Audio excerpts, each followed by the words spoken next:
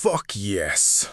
This traumatized kid walks out of 4 years in a glass coffin, turns the League into his playground, mind-fucks Shigaraki, and then casually giving All for One his own ass-whooping while holding Toga's hand. From broken boy to god-tier dad who cooks dinner after war crimes, Deku said fuck your rules and built paradise. Welcome, Legends, to Chronos Recom. I wrote this story myself, so if you have any suggestions or what-ifs you want to see, drop it in the comments below. Also, just wanted to let you know I've got a Patreon set up now for anyone who wants to support the channel directly. You can get early access to stories, submit direct fan requests, and get exclusive content. It's totally optional, but if you want to help keep these stories coming, check it out. Links in the description. And don't forget to subscribe, like, and hit that bell so you never miss an upload. Let's dive into this story. The world decided what Izuku Midoriya was before he ever had a say in it. Age 4, sitting in a sterile office with his mother's hand wrapped around his, staring at an x-ray of his foot, while a doctor with thick glasses explained that the extra joint meant he would never develop a quirk. His mother cried. He remembers that part better than anything else from those years. The sound she made, the hitch in her breath, the apology she gave him that night like she'd personally failed him. He told her it was fine. He was 4 years old and already learning to lie for the people he loved. The doctor's name was Kyudai Garaki. That detail means everything, because while Inko Midoriya drove her son home and tried to hold herself together, Garaki was already on a secure line, speaking in clipped tones to a man whose name most of the world had forgotten. The X-ray was a prop. The diagnosis was theater. What Garaki had actually found buried in the boy's genetic architecture was something older than quirks, something the existing classification system had no framework for. A dormant wellspring of energy that predated the modern understanding of human mutation by centuries. The readings were anomalous, the potential was staggering, and most importantly, it belonged to a child nobody would miss from the system, a boy the world had already written off as powerless. All for One said yes without hesitation. 6 years passed. Izuku grew up, quirkless in a world that punished the designation like a birth defect. Katsuki Bakugo made every school day a gauntlet. Teachers looked through him. Society reminded him with every broadcast, every billboard, every offhand comment from strangers that he existed in the margins. He filled notebooks with hero analysis because it was the only way to stay close to a dream the universe had apparently vetoed at conception. He smiled through it. He endured. He kept his head down and his heart pointed toward a future he believed in. With the kind of stubbornness that should have been a superpower all by itself, he was 10 years old the night they came for him. 3 men in unmarked tactical gear.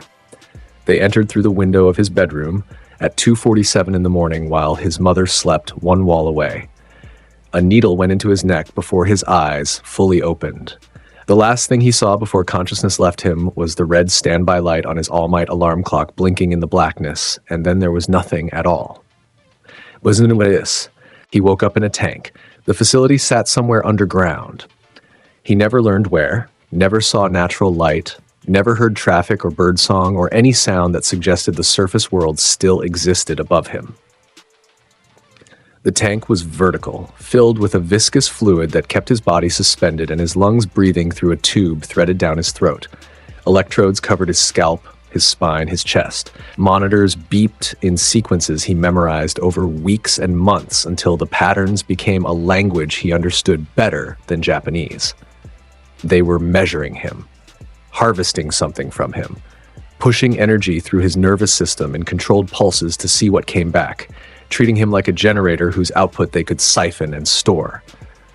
The scientists spoke in front of him like he was furniture, because after the first year, they assumed the sedatives had erased his higher cognition entirely. They were wrong. Izuku Midoriya did not lose his mind inside that tank. He held it together with a fury so complete it became structural, became the architecture of who he was. Every face he saw through the glass, every voice he heard discussing his readings like he was livestock, every needle and every electrode and every hour of isolation, he filed it away. He kept He remembered 4 years inside a glass coffin, 1,400 days of being unmade and rebuilt and unmade again.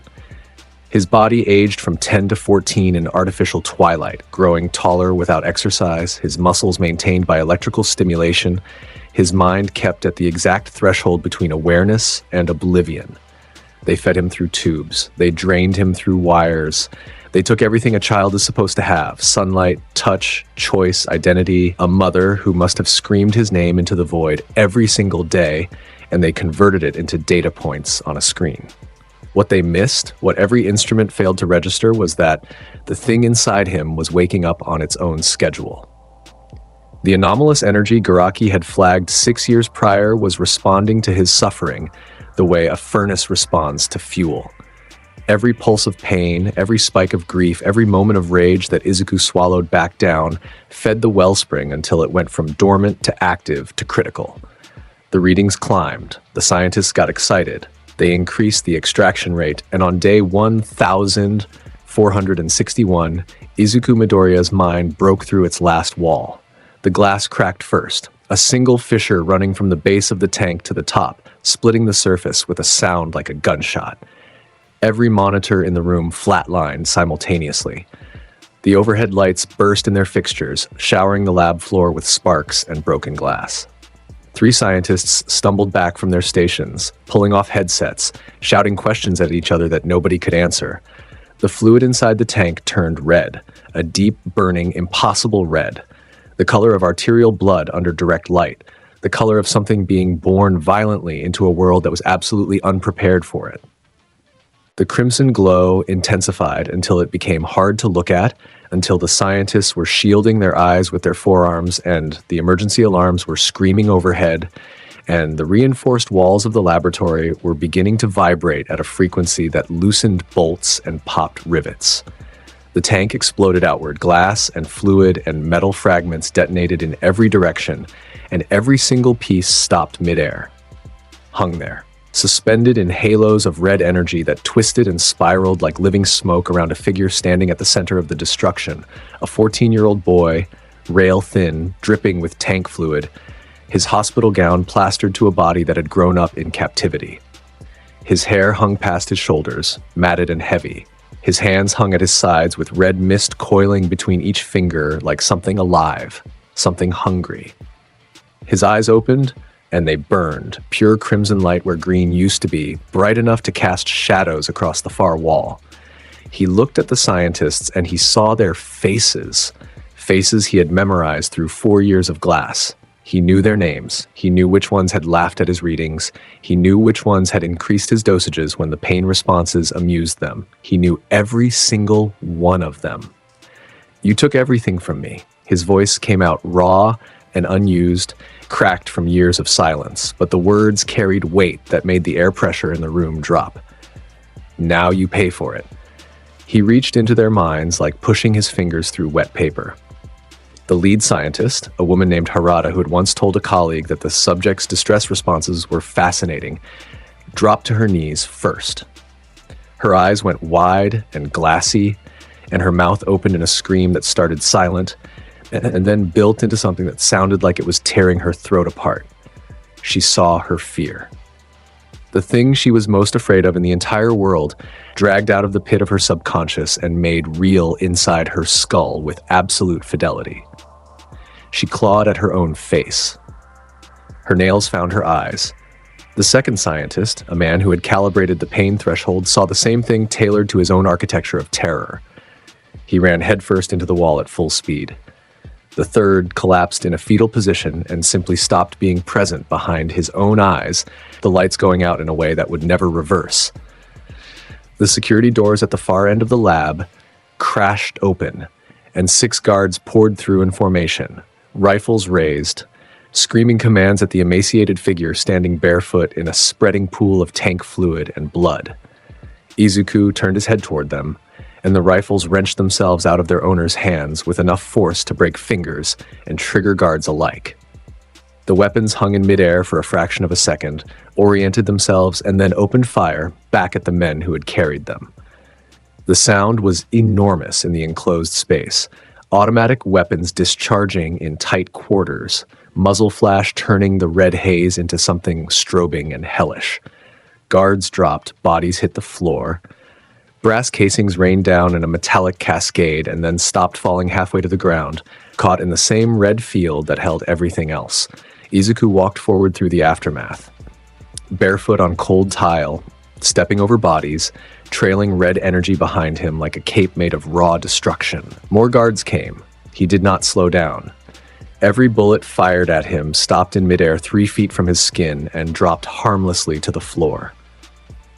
Every door between him and the surface peeled off its hinges before he reached it, torn away by invisible hands and crumpled like paper.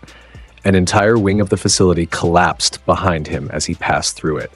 Support beams twisted and gave way under forces that had nothing to do with physics, ceiling panels and ductwork, and concrete raining down in his wake, as if the building itself was trying to close the wound of his exit and failing. Fire suppression systems triggered and the water turned to steam on contact with the energy field surrounding him. He found the main corridor. Emergency lights painted everything in red and strobing white. More personnel. Technicians, administrative staff, a few more guards who had gotten the memo too late. He walked past most of them. The ones who raised weapons lost consciousness before their fingers found triggers. Their brains simply switched off by something reaching in and flipping the breaker. The ones who ran, he let run. They were functionaries. Data entry clerks and janitors and people who probably told themselves they worked at a pharmaceutical research facility. The blast doors at the facility entrance were 3 feet of reinforced steel designed to withstand a direct hit from most quirks, rated at 7 or above. Izuku stood in front of them and raised one hand. The crimson energy around his fingers flared like a welding torch, and the doors groaned, buckled, and then tore apart at the molecular level, peeling back in sheets and ribbons of metal that curled away from the opening like flower petals in a time-lapse video of something dying. Night air hit his face for the first time in 4 years. He stood at the threshold between underground and open sky, breathing actual wind, feeling actual temperature on his skin that varied, that moved, that came from somewhere real. Stars above him. A tree line in the middle distance. The sound of insects and a distant highway. Behind him, the facility was groaning. The structural damage he had caused in his walk toward the exit was cascading now. Load-bearing walls failing in sequence, the underground complex folding in on itself like a house of cards in a wind tunnel. He stepped forward onto grass, actual grass, cold and wet with dew beneath his bare feet, and he kept walking without looking back. The facility imploded with a sound like thunder buried underground, a deep concussive boom that sent a shockwave rippling outward through the earth and flattened a ring of trees at the perimeter. Dust and debris shot upward from the entrance he had just exited, a geyser of destruction that painted the night sky gray. When the dust settled, there was nothing left but a crater of twisted metal and red ash glowing faintly in the moonlight. Izuku Midoriya kept walking. He walked until dawn, through forest, through countryside, until he hit the outskirts of a city, Musutafu by the signage, his city. The city where his mother still lived, still slept, still probably kept his room exactly as it was the night they took him. He stood on an overpass and looked down at morning traffic beginning to fill the roads, and he thought about going home. He did not go home. What lived inside him now was a weapon that had already killed, already destroyed, already demonstrated in vivid detail what it would do to anyone who threatened what he cared about. If he went back to his mother, he brought that weapon to her doorstep. Whoever had ordered his abduction, whoever sat at the top of the chain that had fed him into that tank, would come looking eventually. They would find him through her. They would use her the way they had used him. He vanished instead. Dropped off every grid that existed, slept in condemned buildings and empty train cars and rooftops where the wind cut through the thin fabric of stolen clothes. He ate when he remembered to, fueled more by the energy humming through his cells than by anything caloric. He learned his own power in increments, testing what he could do in abandoned lots and empty warehouses where nobody watched. Telekinesis came first, the most intuitive expression. He could lift push, pull, crush, and rearrange physical matter with his mind at ranges that seemed to expand every time he pushed against the limit. A car, a building section, the entire frame of a water tower, disassembled and reassembled in a new configuration just to prove he could. Weight meant very little. Distance meant less. The constraint seemed to be attention rather than strength. He could do anything to whatever he focused on, and the upper boundary of that focus kept climbing. Energy projection came next. The red light that wreathed his hands could be shaped into bolts, concentrated bursts of force and heat that punched through concrete and steel like they were constructed from paper. He could fire them in volleys or compress them into beams, or simply let the energy radiate outward as a shockwave that flattened everything within a radius he controlled. Telepathy revealed itself in layers. Surface thoughts he could read passively, like overhearing a conversation in the next room. Deeper probing required intent. And at full force, the force he had used in the lab, he could rewrite what a person experienced, overlay their senses with constructed reality, implant fear or memory, or simply erase both entirely. The last ability, and the one that scared him the most, was the raw capacity to rewrite reality itself. Matter, energy, the fundamental rules governing how things existed and interacted, he could reach into the structure of something and change what it was. Turn steel into glass, turn fire into water. Turn a living thing into something that was no longer living, or reverse the process entirely. The limits of this power remained untested, because every time he pushed toward its ceiling, something in the back of his mind whispered that there might not be one. He was 14 years old. He had killed people. He had destroyed a facility. He carried power that the existing hero classification system did not have a category for. And he was alone in a city that contained his mother and his tormentors in equal measure, belonging to neither world. Months passed in that liminal space between escape and whatever came next. He grew into his frame, still lean, still carrying the memory of captivity in the way he held himself, but stronger now, filled out by actual nutrition and movement. His hair stayed long, a choice rather than neglect. He found clothes that fit. He observed the world of heroes and villains from a distance and understood its machinery with the clarity of someone who had been chewed up by it. The night he found Toga, it had been raining for 6 hours. He had been moving across rooftops in the warehouse district near the port, a habit that kept his senses sharp and his presence unregistered by the cameras and patrols that covered the commercial zones.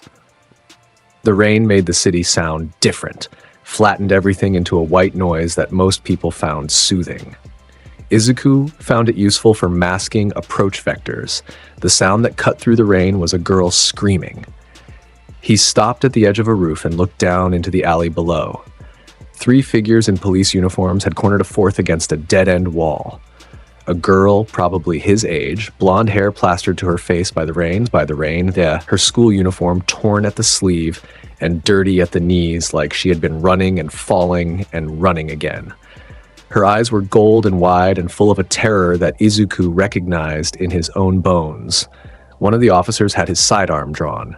Another was speaking into his radio, but the words were wrong. He was reporting the situation as resolved, as a threat neutralized, as a cleanup request rather than an arrest in progress.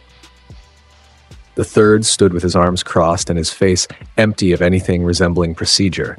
This was an execution.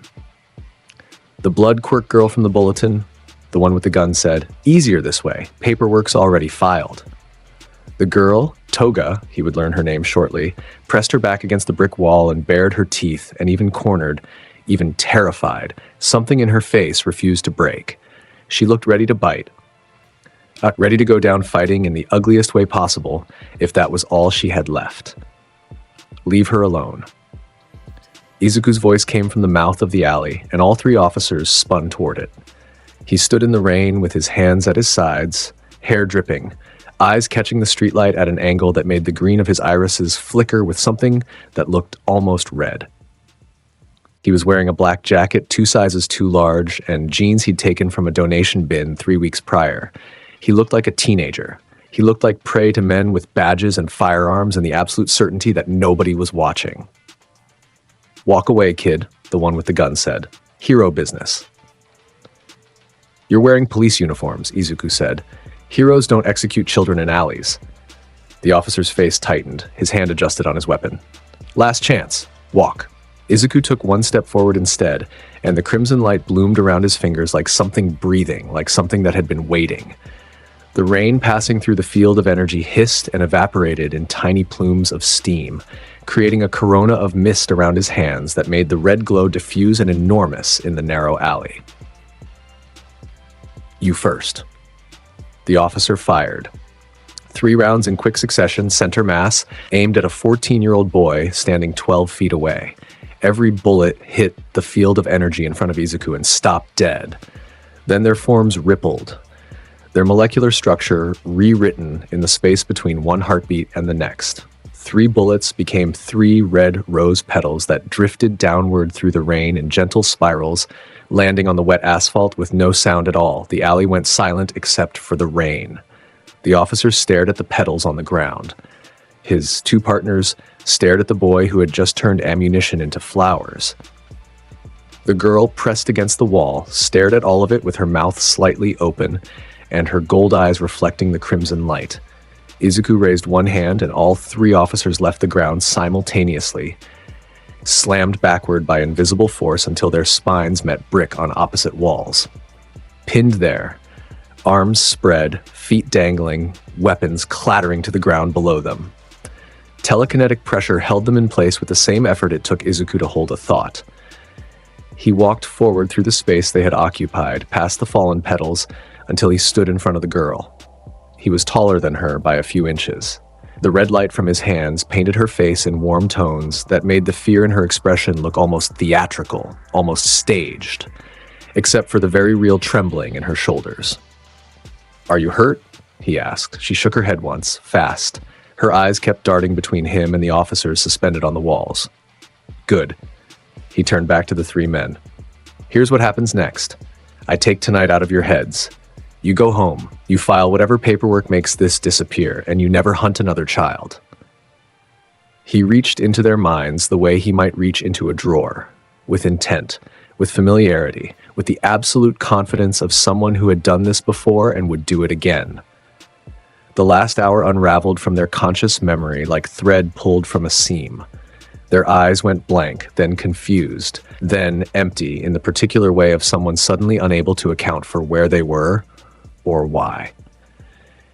He released the telekinetic hold and they dropped to the ground in graceless heaps, conscious but bewildered, already stumbling toward the alley mouth with the aimless momentum of men who had somewhere to be but could no longer remember where. Izuku watched them go. The red energy faded from his hands, leaving only the rain and the ambient glow of distant streetlights. He turned back to the girl. She was staring at the rose petals, 3 of them, vivid red against the gray, wet ground, already beginning to darken at the edges where the rain soaked through. She crouched and picked one up, turning it between her fingers with an expression he could only describe as wonder. "That was beautiful," she said. Her voice was lighter than he expected. Musical, almost, with an edge of something manic lurking underneath. "The bullets. You turned them into something beautiful." "They're just petals," he said. "Nobody's ever shown me something beautiful before." She stood up, still holding the petal, and looked at him with an intensity that bordered on unsettling. "They just show me things to be afraid of. What I am, what I want, what that makes me." She tilted her head. "What are you?" "Somebody who knows what it feels like," he said. She smiled. It was too wide, too sharp at the edges, and completely genuine. "I'm Toga, Himiko Toga. They want to kill me because I like blood, because my quirk makes me want it, and I stopped pretending that was something to be ashamed of." "Izuku Midoriya, they tried to kill me because of what I could become." He paused. "They failed." Toga laughed. It was a bright, delighted sound, completely at odds with the rain in the alley and the violence of 3 minutes prior. "Obviously they failed. You turned their bullets into flowers." She stepped closer. "Where do you live?" "I stay places. I keep moving." "That sounds terrible. Can I come with you?" He looked at her. This girl with gold eyes and a blood quirk and a smile that promised mayhem, standing in the rain holding a rose petal that used to be a hollow point round. She was fearless in a way that had nothing to do with power and everything to do with having already survived the worst thing the world could throw at her. She was a monster, by the world's definition. Same as him. "I can do better than a rooftop," he said. "Like, give me a few days." He found the warehouse on the waterfront.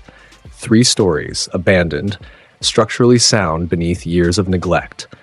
He spent 2 days inside it with his power unleashed, reshaping reality at the material level. Concrete floors smoothed and sealed themselves. Rusted pipes became functioning plumbing. Broken windows reconstructed and tinted themselves against outside observation. Walls subdivided into rooms, wiring rewove itself into functional electrical systems, and fixtures assembled from scattered industrial components into something resembling furniture. By the time he brought Toga to see it, the place was a home, rough-edged and industrial in its bones, but warm, dry, secure, and invisible to every registry and database in the city. 2 floors are living space, he told her, watching her sprint from room to room with the energy of someone who had been sleeping in parks and under bridges. 3rd floor is operational, planning, equipment, whatever we need. She leaned over the railing of the interior staircase and grinned down at him. Whatever we need for what? For whatever comes next. For staying alive. For making sure the people who hunt kids like us start choosing different prey. "Oh," she said, and her grin split even wider. "I like that. I like you. This is going to be fun." It was, in a way that surprised him, because fun was a concept that belonged to a life before the tank, a life he had assumed was permanently severed from who he was now. But Toga made everything lighter simply by existing in the same space. She laughed at things that should have been terrifying. She asked questions about his power with the enthusiasm of a fan rather than the clinical interest of a researcher. She brought home stray cats and takeout food and terrible movies on pirated streams, and she never once asked him to be smaller or safer or less than what he was. She saw the monster in him. She recognized it. She thought it was wonderful. In return, he gave her the first stable home she'd had since running from her own family. He gave her safety, the kind backed by power so overwhelming that anyone who came looking would regret the attempt on a cellular level. He let her be exactly who she was without judgment, without flinching, without the revulsion she'd grown up seeing in every other face. Her quirk wanted blood. Fine. He'd seen worse appetites in men wearing lab coats and government badges. At least Toga was honest about hers. They became a unit, a crew of 2 with room for more, though the world had yet to supply candidates who met both their standards. They watched each other's backs. They ate meals together.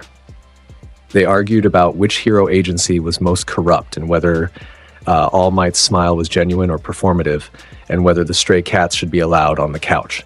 They were family in the only way that mattered. Chosen, forged, and defended with everything they had. Months accumulated into a rhythm, and Izuku began watching the hero world with more strategic eyes. He had power. He had freedom. But he existed outside the system entirely, and that made both him and Toga perpetual targets. The underground wanted to recruit him. The authorities would eventually register his existence and come looking. If he stayed in the margins, he stayed reactive, always responding to threats rather than preempting them.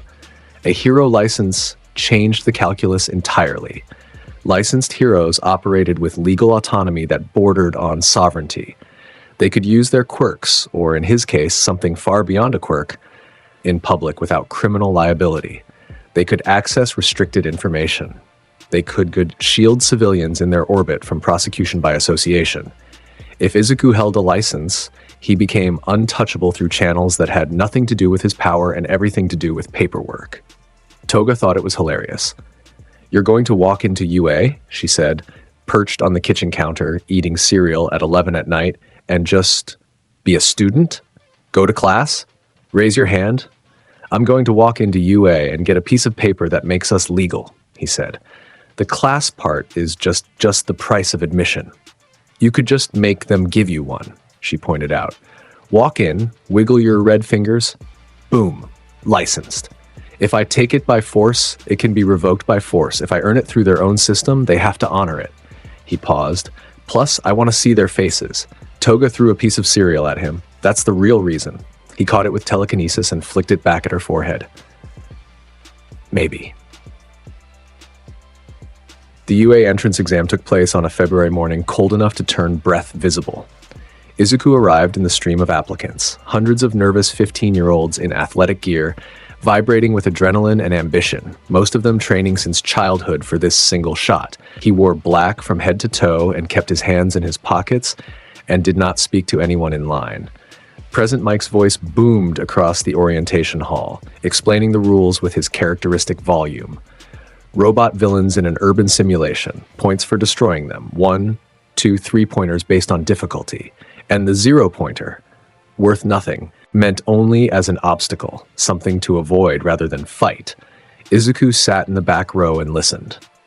When the boy with engines in his legs stood up to berate a muttering examinee for being distracting, Izuku watched the exchange with idle interest and said nothing. When the orientation ended and they funneled toward the simulation gates, he walked at an even pace and let the crowd flow around him. The gate opened. The crowd surged forward, screaming, quirks activating in a kaleidoscope of effects. Fire, ice, hardening, speed, stretching, every possible human mutation racing toward a common goal. Izuku rose into the air. He lifted off the ground with the same ease as stepping from one stair to the next, crimson energy wreathing his lower body as he ascended to a height that put him above the 2-story buildings of the simulation city. Below, the first wave of examinees had already found their targets. 1-pointer robots patrolling the streets, 2-pointers emerging from side alleys, 3-pointers rounding corners on heavy treads. Izuku extended one hand toward a cluster of 3-pointers 2 blocks ahead. Red light flared around his fingers and the robots came apart. The word apart does not capture the totality of what happened. Their armor plating separated from their internal structures, their wiring unraveled from its housings, their joints disengaged from their sockets.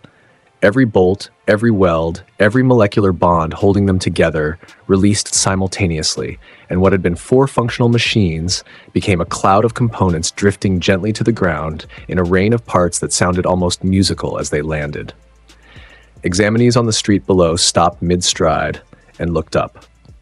A girl with a round face and gravity powers stared at the falling components with her mouth open.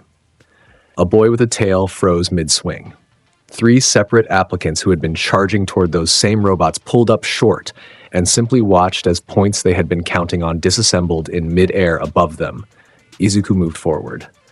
Floating, hands barely moving, eyes scanning the grid of streets below him with a predator's patience. A 2-pointer rounded a corner and he flicked his wrist and it folded in on itself like origami, crushed into a cube of compressed metal the size of a shoebox. 3 1-pointers emerged from a parking structure, and he swept his hand left, and they lifted off the ground, slammed into each other at a central point, and fused into a single mass of tangled metal that dropped with a heavy thud. He was accumulating points at a rate the scoring system was never designed to process. Every target he engaged ceased to exist as a functional machine in under 2 seconds. He moved through the city grid like a harvester through wheat, leaving trails of disassembled robotics in his wake, never touching the ground, never breaking a sweat, never using more than one hand. Below him, the exam continued for everyone else. But the energy had shifted. Applicants who glanced upward saw the floating figure in black surrounded by crimson light and immediately redirected their efforts to areas he hadn't reached yet, unconsciously ceding territory to something they recognized on an instinctive level as being beyond competition. Then the ground shook. The 0-pointer rose from behind the far end of the simulation district like a metal tsunami. A robot the size of a building, casting shadow across 4 city blocks, its treads grinding entire streets into rubble as it advanced. The response was immediate and uniform. Every examinee in its path turned and ran. The girl with gravity powers tripped and fell, clutching her ankle. A boy with stretching abilities grabbed 2 others and pulled them bodily out of the robot's advance path. Panic became the only quirk that mattered as 300 tons of metal bore down on the district. Izuku stopped in midair and looked at it. It was enormous. It was worth 0 points. It was designed to separate the truly desperate from the strategically intelligent, and every rational actor in the simulation was already running from it. Examinees were falling, scrambling, some of them frozen in place by the sheer impossible scale of the thing bearing down on them. "That doesn't seem fair," Izuku said to nobody, to the machine, to whatever designer had thought it was acceptable to traumatize children as a testing metric. He raised both hands. The crimson energy that bloomed from his palms was brighter than anything the exam had seen from him so far, a concentrated radiance that cast the entire district in red-shifted light, turning the simulation city into something out of a fever. The zero-pointer kept advancing for exactly 1 more second. Then its density changed. The process was instantaneous and total. 300 tons of reinforced steel, titanium alloy, synthetic musculature, and industrial electronics, all of it, every atom, every molecular bond, collapsed inward as Izuku rewrote the fundamental property of its mass. Density increasing exponentially, volume decreasing at the same rate, the robot folding in on itself in a way that defied every law of physics any examinee had ever studied. The sound was indescribable, a compressed thunderclap, a metallic shriek that lasted half a second and then cut off as the last of the machine's structure imploded past the threshold of audibility. Where the zero-pointer had stood, blocking the sun, shaking the earth, representing everything unfair about a system designed to weed out the unlucky, there was now a sphere of metal roughly the size of a baseball, hovering in the air in front of Izuku's outstretched hand. 300 tons compressed into something he could close his fist around. He caught it and put it in his jacket pocket. The silence in the simulation district was absolute. 400 examinees stood frozen in the street, staring at the empty space where a building-sized robot had been, then at the floating figure above them who had erased it from existence and pocketed the result. Nobody moved. Nobody spoke. The only sound was the wind moving through the urban canyon and the distant ticking of cooling metal from the robots Izuku had dismantled earlier. Present Mike, in the observation booth overlooking the simulation, had stopped mid-commentary with his mouth still open. His hand hovered over the microphone button he had been about to press to announce the end of the exam. "What?" he said. "The actual hell." In the monitoring room behind the booth, a wall of screens showed the event from every angle. Playback feeds looped the moment of compression, the zero-pointer folding, shrinking, vanishing into a palm-sized sphere. Analytics displays struggled to process the data, several of them displaying error codes rather than power readings. Nezu watched the footage on a personal tablet from his office later that evening, replaying the moment 17 times in succession. His expression, difficult to read on the best of days given his chimeric physiology, settled into something between fascination and the first trace of genuine uncertainty, the principle of you. A had experienced in several years. "The scoring rubric," he said to the empty room, "does not account for this." Recovery Girl, reviewing the medical data from the exam, noted that applicant Midoriya had registered 0 physical strain markers throughout the entire 10-minute window. His heart rate had remained resting. His cortisol levels had stayed baseline. Whatever he had done to every machine in that district, including the one designed to be unbeatable, had cost him nothing. The acceptance letter arrived at a P.O. box Izuku had set up under an alias. He opened it in the warehouse with Toga leaning over his shoulder, and the holographic projection of All Might, the generic, pre-recorded version sent to all accepted students, played its message about achieving a perfect score in villain points and an exceptional score in rescue points. "Rescue points?" Toga asked. "I kept the zero-pointer from crushing the people running from it," Izuku said. "Apparently that counts. Cute. So when do you start?" "April." Toga flopped backward onto the couch with dramatic flair. "Months of you being gone during the day. I'm going to be so bored. I'll leave you something to do." "Like what?" "Intel work. If we're building something, we need to know who the players are. Underground, above ground, all of it." Her eyes lit up. "Spy stuff?" "Information acquisition." "That's spy stuff. I'm a spy now." He almost smiled. Almost UA began, and Izuku attended classes in the hero course with the same disposition he brought to everything. Present, attentive, and radiating an energy that made people step slightly to either side of him in hallways without fully understanding why. His classmates in 1A were talented, driven, diverse in ability and personality. He observed them with interest and engaged with them minimally, Aizawa took his measure on the first day with a quirk assessment test, a series of physical challenges where students were permitted to use their abilities freely. Izuku completed each test at a level that broke the equipment rather than a personal record. The ball throw test ended with the GPS tracker on the ball losing signal entirely, the device having left the atmosphere when Izuku applied a sustained telekinetic push that accelerated it past escape velocity. Infinity, Aizawa read from the dead tracker, his expression unchanged, but his erasure scarf rising slightly in an unconscious threat response. He looked at Izuku for a long moment. Izuku looked back with empty patience. Interesting, Aizawa said. The battle trial came several weeks later. All Might presided, pairing students into hero and villain teams and sending them into building scenarios to either capture or defend a mock warhead. The randomized matchups were displayed on a screen, and a notable fraction of the class went rigid when the system paired Izuku Midoriya against Katsuki Bakugo. Bakugo's reaction was visible from across the room. His jaw tightened. His palms popped with involuntary sparks, the nitroglycerin sweat already flowing. He stared at the screen like it had personally challenged him, and then he stared at Izuku with an intensity that the class had learned to associate with incoming violence.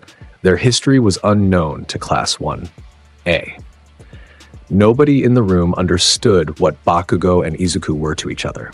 The years of bullying, the hierarchy of worthlessness that Bakugo had enforced with explosions and cruelty from childhood, the sudden, impossible reversal of that dynamic, now that the boy he had spent years grinding into nothing stood in the same class carrying power that made Bakugo's look like a parlor trick. Bakugo understood. That was the problem. The exercise began with Izuku's team on offense. His partner, Uraraka, the gravity girl from the exam, suggested splitting up, flanking the defenders from two angles. Izuku told her to secure the lower floors and find the weapon while he handled Bakugo. She looked uncertain but agreed. She had seen the entrance exam. She had seen what he could do. Questioning his judgment felt like questioning gravity. Bakugo found Izuku on the third floor, having abandoned his own partner and the defense objective entirely to hunt the confrontation he needed. He rounded a corner with his gauntlets raised and his teeth bared and sweat glistening on his palms, ready for the biggest explosion his body could produce. Midoriya, he snarled. The name came out like an accusation. Bakugo. Flat acknowledgement, nothing more. How? It was barely a question, more of a demand. How do you have this? You were nothing. You were supposed to be nothing. Quirkless. Useless. You followed me around like a lost dog for years, and now you're here. Doing what? Acting like you're better than you? Izuku said. He said it gently, which made it worse. Bakugo fired. Full power, both palms. The explosion channeled through his gauntlets into a concentrated blast that filled the corridor with expanding force and blinding light. The concussive wave should have pulverized anything organic in its path. The heat should have seared flesh from bone. It was the strongest opening attack Bakugo could deliver, the one he had spent years perfecting, the one that had ended every fight he had ever been in. It stopped. A wall of crimson energy manifested between them in the fraction of a second between ignition and impact, caught the blast and held it. The explosion pressed against the barrier like a living thing, churning and roaring and spending itself against a surface that did not crack, did not flex, did not acknowledge the force hitting it with anything more than a faint brightening of its luminescence. The fire died. The smoke cleared.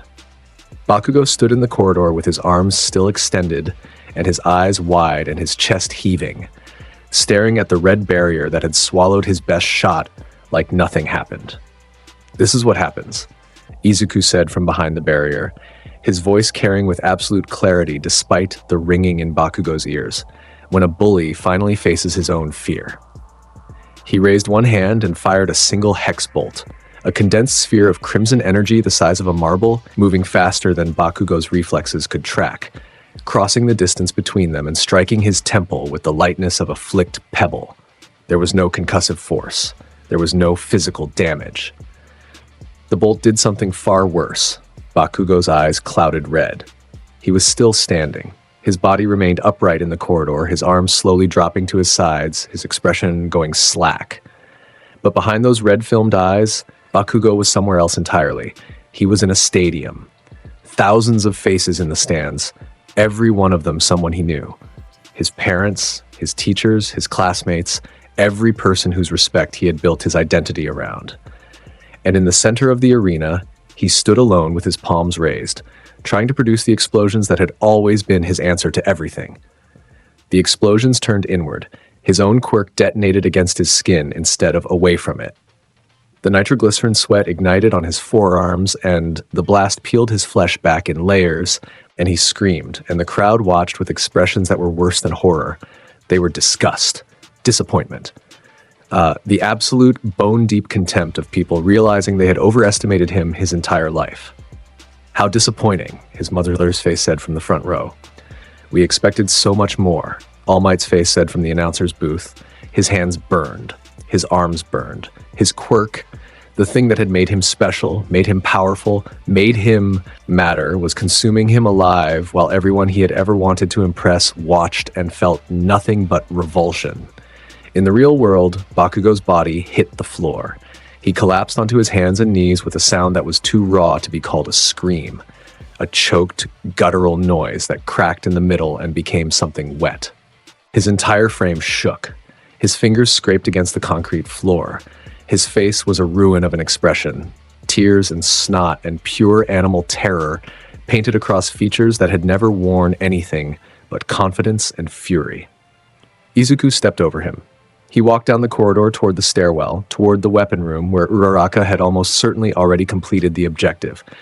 Behind him, Bakugo remained on the floor, curled around himself, sobbing with the broken desperation of a child waking from a nightmare and finding the bedroom still burning. The illusion lasted 7 seconds of real time. The trauma would last much longer. In the monitoring room, the class watched the camera feeds in silence. Kirishima's fist was clenched at his side. Kaminari's mouth hung open.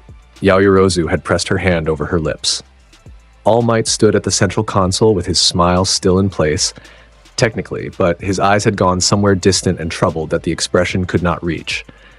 What did he do? Kirishima said, his voice low and tight.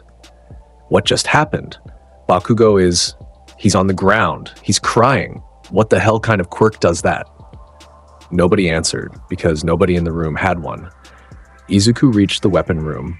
Uraraka stood next to it with her hand on the surface, having already triggered the capture condition. She looked at him with an expression caught between admiration and unease. "Is Bakugo okay?" she asked. "He will be," Izuku said. "Eventually." The exercise ended. Hero team wins. Bakugo was escorted to Recovery Girl's office by 2 classmates who had to physically support his weight because his legs would not hold him. He did not speak for the rest of the day. When he returned to class the following morning, something behind his eyes had changed. A cockiness permanently excised, replaced by a wariness that flinched at loud noises and avoided Izuku's gaze with the desperation of prey refusing to make eye contact with a predator. Aizawa pulled Izuku aside after class and told him that the level of force used was disproportionate to the exercise parameters. Izuku listened and said nothing and made no promises. Aizawa watched him leave and added a note to his student file that read, in its entirety, "Requires monitoring. Unclear upper limit. Unclear moral framework." The weeks between the battle trial and the USJ incident passed in something resembling normalcy, or at least the version of it that Class 1A could sustain. Izuku attended lectures. He passed written exams without visible effort. He participated in physical training with an economy of motion that made his classmates feel like they were watching a professional athlete forced to attend gym class. He spoke when spoken to, offered brief answers, and maintained a perimeter of distance that most of 1A had learned to respect without testing. Toga met him after school on the days he let her, appearing in various disguises thanks to the blood samples she had acquired. Always a different face, always with the same gold eyes if he looked closely enough. She slipped him intel reports written in her loopy, enthusiastic handwriting, full of observations about underground movements and hero agency corruption and the identities of people who might eventually become problems. He read every word and made plans that he shared with her over dinner in the warehouse, the two of them sitting on opposite ends of a couch while stray cats competed for lap space and the television played the evening news too low to hear, The USJ attack came on a Thursday. Class 1A arrived at the unforeseen simulation joint for rescue training. 13 and Aizawa led the group through the entrance, explained the facility's dome layout with its different disaster zones: flood, landslide, conflagration, storm. The building was impressive in scale, designed to simulate every emergency scenario a hero might encounter in the field. Then the air in the central plaza turned purple and split open. A portal, black and violet, its edges sharp against the light of the facility, expanded at the center of the fountain area. Figures emerged. Dozens of them, then more.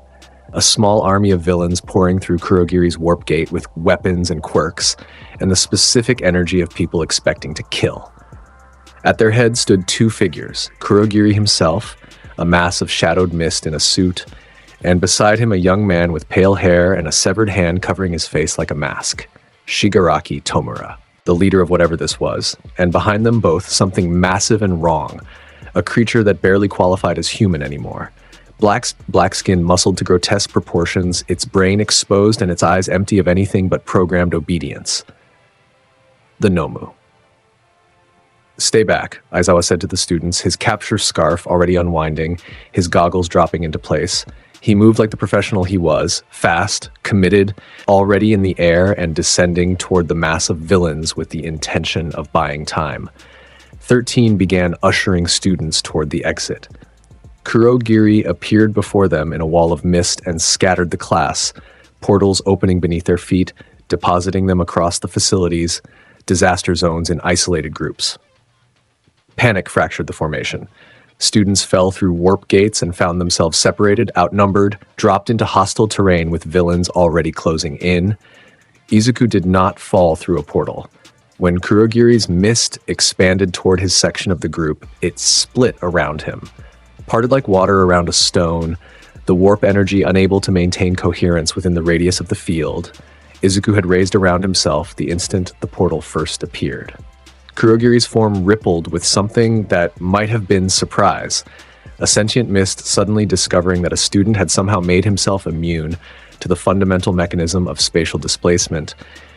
Izuku dropped from the entrance stairs to the central plaza. He descended at his own speed, crimson energy trailing behind him like wings that kept folding and unfolding, his feet touching down on the fountain area's tiled floor with the gentleness of settling dust. The impact of his landing rippled outward anyway, a pulse of force, invisible but felt by everything in range. Villains in the immediate vicinity stumbled. The fountain water shot upward in a ring of displaced spray.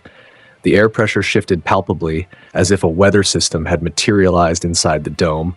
Aizawa was already engaged below. He had taken down 7, 8, 12 villains with his capture scarf and hand-to-hand skill, moving through the crowd with the efficiency of a man who had spent 20 years ending fights in seconds.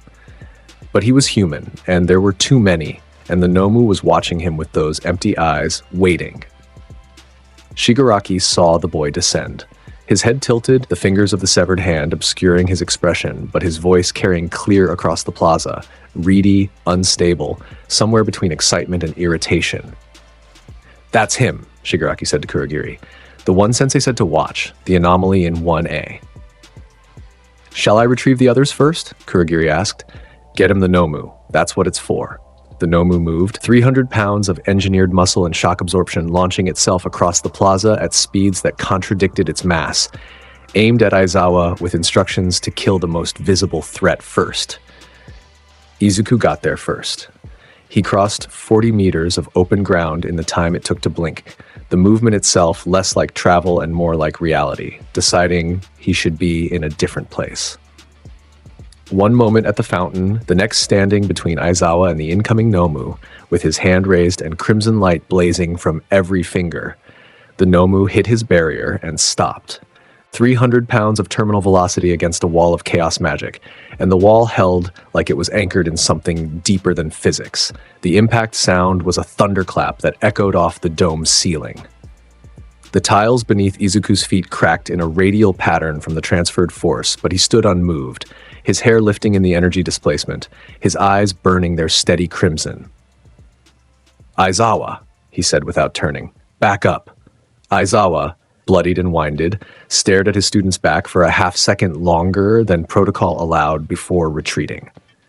He had been a hero for 20 years. He had never seen a first-year student stop something like that with a raised hand. Izuku looked at the Nomu pressing against his barrier. He looked at it the way someone might look at a complicated engine, with appreciation for the engineering, with understanding of the components, with full awareness of how to take it apart. "You're a masterpiece," he said. The words were even, almost kind. "Somebody spent years building you, fusing quirks, reinforcing your frame, making sure you could take anything the world threw at you." He lowered his hand and the barrier dissolved. The Nomu lurched forward, recalibrating, its fist already swinging toward his head. Izuku raised both hands and seized it. The crimson energy wrapped around the Nomu like chains, like a cocoon, sinking into its body through skin and muscle and bone. The creature froze mid-swing, suspended in a web of red light that illuminated its internal structure in pulses. Every fused quirk factor, every reinforced bone, every engineered cell visible as the magic mapped what it was holding. "But a masterpiece is still something someone made," Izuku continued, "and anything made can be unmade." He twisted his hands. The Nomu's regeneration factor reversed. Its shock absorption flipped polarity. The fusion that held its multiple quirks together unraveled at the genetic level, the way reality warping works, by reaching into the fundamental rules of what something is and rewriting them. Bones that had been reinforced to absorb any impact became brittle, fragile, the structural integrity of glass left in direct sunlight for a century. Izuku tapped the Nomu's chest with one finger. The creature came apart in a wave of red. Fragments of what it had been dispersed outward in a halo of destruction. Bone and tissue and engineered cellular material dissipating into particles of crimson light that dissolved in the air like embers from a fire that had burned something unholy. The sound was a wet, resonant crack followed by silence. Where the Nomu had stood, there was nothing. A scorch mark on the tile. A few motes of red light drifting upward. The absence of something that had existed 1 second prior and now occupied the category of things that never would again. Shigaraki stared, his hands dropped to his sides, the fingers twitching, scratching at his own neck in the nervous tick that revealed his internal state better than his obscured face ever could. He had watched the Nomu, his ace, his endgame, the weapon designed specifically to kill All Might, disassembled by a teenager who spoke to it like a pet before putting it down. "That's," Shigaraki started, and his voice cracked in a way that was almost funny. "That's cheating. That's Kurogiri. Kurogiri, did you see that? He broke it. He just broke it." "I observed," Kurogiri said, and his mist form had pulled back several meters from where it had been, a subconscious retreat from the epicenter of what had just happened. Izuku turned toward Shigaraki. The red energy still crawled around his arms, flickering with idle power, and his eyes had stayed lit since the moment he descended to the plaza. He took a step forward, then another. Each step was unhurried, inevitable, the kind of movement that communicated more through its lack of speed than any charge ever could. "You came here to kill heroes," Izuku said, "to make a statement, to prove your little organization could touch the things society calls untouchable." Shigaraki scratched his neck harder. "Stay back." Izuku kept walking. "You brought an army and a weapon and a plan, and all of it failed in the first 60 seconds because you ran into something your plan didn't account for." I said, "Stay back." Izuku raised one hand, and Shigaraki left the ground. His feet kicked empty air, his body lifted by invisible force that wrapped around his torso and throat and suspended him 3 feet above the tile with his arms pinned at his sides. The hand mask slipped from his face and fell to the ground below, revealing features that were younger than expected. Barely out of adolescence, scarred by his own fingernails, with red eyes that were more afraid than angry. "You took something today," Izuku said, standing beneath the suspended villain, looking up at him with an expression that held zero mercy and zero heat in equal measure. "Time. Safety. The feeling these students had that the world was fair enough to let them learn in peace. You stole that from them." Shigaraki choked against the telekinetic grip. His mouth worked. Words tried to form. "You're never getting it back," Izuku said. "And I'm taking something from you now, something equivalent." He reached in. The telepathic intrusion was total. Izuku pushed into Shigaraki's mind with the force of a battering ram through a paper wall, past surface thoughts, past memory, past identity, down into the core structures that made a person themselves. He found everything: the abuse, the neglect, the master who had cultivated rage instead of healing it, the child who had accidentally killed his family and been left to fester in guilt until guilt became hate and hate became purpose. Izuku looked at all of it. He understood it. He felt a moment of something that might have been sympathy once in a different life. Then he reached further and turned everything off. The process was less like destruction and more like a light being extinguished. Awareness, personality, will, the accumulated architecture of self that makes a human being more than meat and electrical impulses. All of it went silent. The lights behind Shigaraki's eyes went out like blown fuses, one by one, until what hung in Izuku's telekinetic grip was a body with nobody home. Breathing. Heartbeat present. Brainstem functional. Everything else, empty. A shell. Izuku released the hold, and Shigaraki dropped to the tile like a puppet with severed strings. He lay where he fell, eyes open but vacant, chest rising and falling in the rhythm of sleep, while consciousness remained permanently elsewhere. Kurogiri saw it happen. The mist villain's form flickered.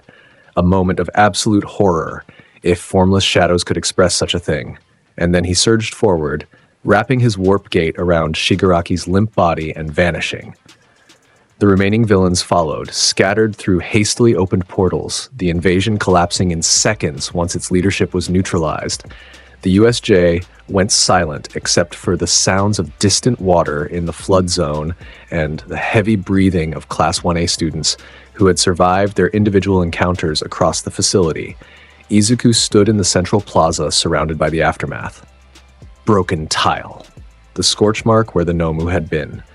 The hand mask lying face down on the ground. Aizawa slumped against a pillar nearby, bleeding from the face, staring at his student with an expression that Izuku could not categorize and did not try to. Then the others arrived.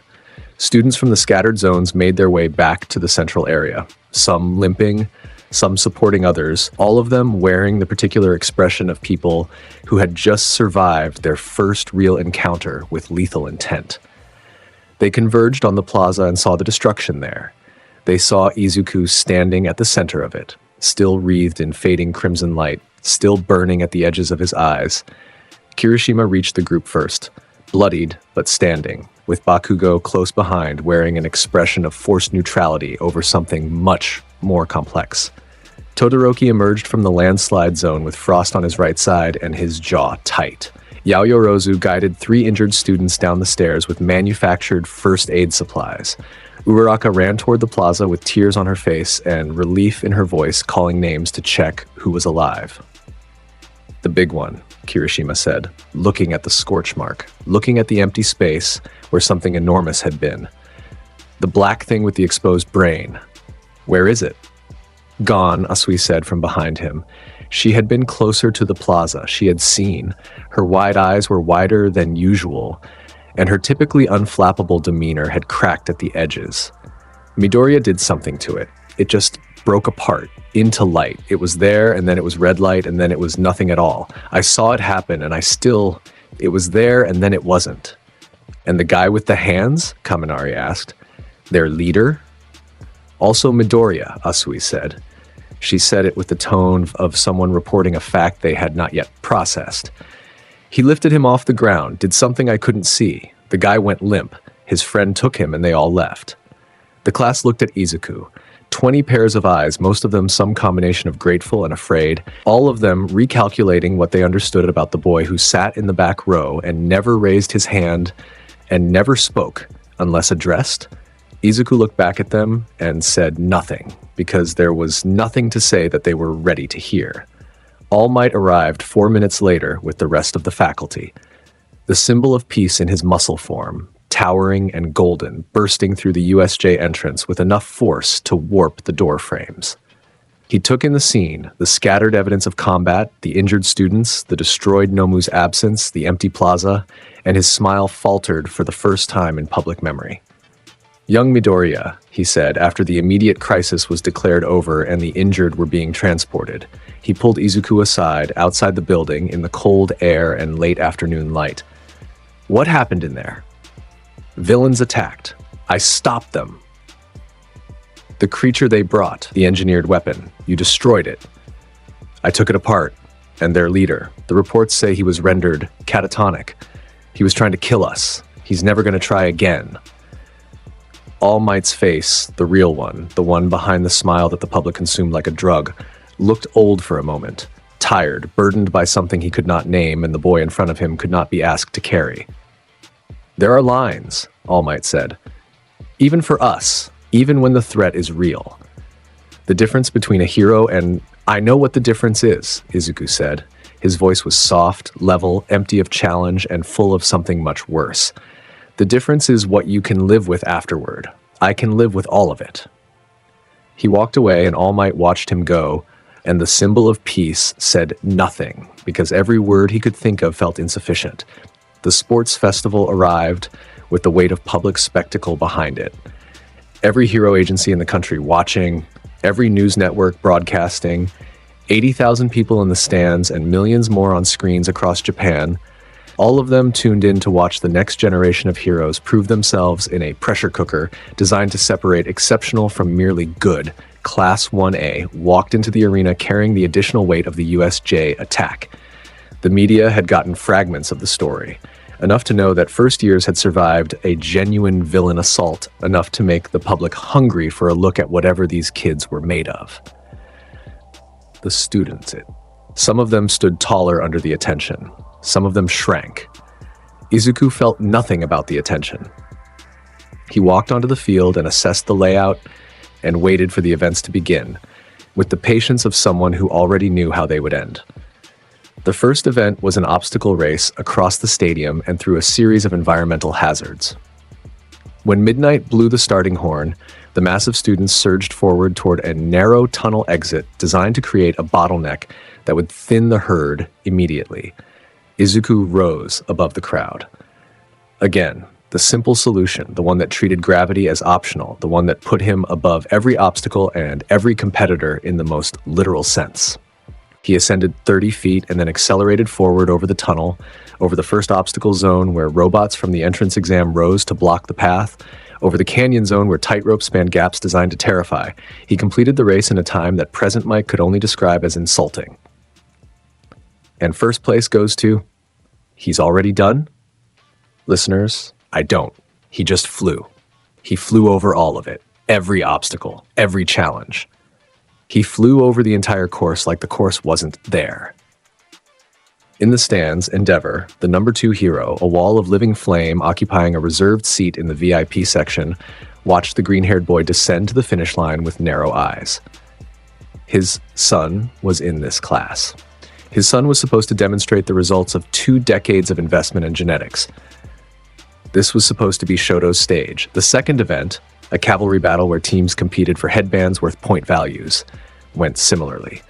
Izuku's team formed around him by necessity rather than choice. He selected Uraka for gravity cancellation, Tokoyami for his Shadow Beast's defensive utility, and Hatsume from support for her mobility gear. The team rose off the ground the moment the event started, lifted by Izuku's telekinesis into an aerial position that made them unreachable by every other team on the field. He did not engage. He simply hovered, holding his team aloft for the duration of the event, while every other team scrambled and fought and exhausted themselves trying to reach an altitude they could never achieve. The clock ran out. His team's points remained uncontested. First place by default of unreachability, Present Mike's commentary oscillated between excitement and existential confusion. Aizawa, beside him in the announcer's booth, said nothing at all for long stretches, occasionally offering a single sentence of tactical analysis that barely scratched the surface of what was happening. He's making a statement, Aizawa said during one such pause. The events are designed to test adaptability. He's demonstrating that the tests themselves are irrelevant to him. Is that allowed? Present Mike asked. Nothing in the rules prohibits flight. The tournament bracket followed. One-on-one fights in the main arena, elimination rounds, the crowd hungry for combat after two events that Izuku had rendered visually anticlimactic through sheer overwhelming force. His early round opponents, competent students from other classes, each carrying quirks they had trained their entire lives to weaponize, lasted between 3 and 7 seconds each. The boy with vines for hair found his vines turned to paper before they reached Izuku's perimeter. The girl with a magnetism quirk discovered that her power could not affect energy constructs with 0 metallic content. The large student with a quirk that hardened his body was lifted gently out of bounds by an invisible hand and set down outside the ring with enough care that it bordered on mockery. The crowd began reacting between rounds. The energy in the stadium shifted from competitive excitement to something else. A growing awareness that they were witnessing something outside the normal parameters of what the sports festival produced. Social media posts during the commercial breaks trended within minutes. Clips of Izuku's earlier events circulated with captions that ranged from awed to frightened. In the VIP section, professional heroes murmured to each other with expressions that mixed professional assessment with genuine uncertainty. Best Jeanist leaned forward in his seat during Izuku's quarterfinal match. Hawks, young, rising, watching from an upper tier with wings folded and eyes sharp, stopped eating his popcorn mid-handful and forgot to resume. The semifinal was one-sided enough that the crowd began feeling sympathy for the opponent. The final bracket produced the match the audience had been building toward without knowing it. Izuku Midoriya versus Shoto Todoroki. Todoroki entered the ring with frost already forming on his right side, his breath visible in the cold he generated involuntarily, his expression set in the flat determination of someone fighting 2 wars simultaneously, one against his opponent and one against the voice of his father in the stands, demanding that he use the fire. The crowd roared. 2 students from the class that had survived a villain attack, both operating at levels far beyond their year, facing each other in the final round of the most watched sporting event in Japan. The energy was electric. Begin, midnight called. Todoroki moved immediately.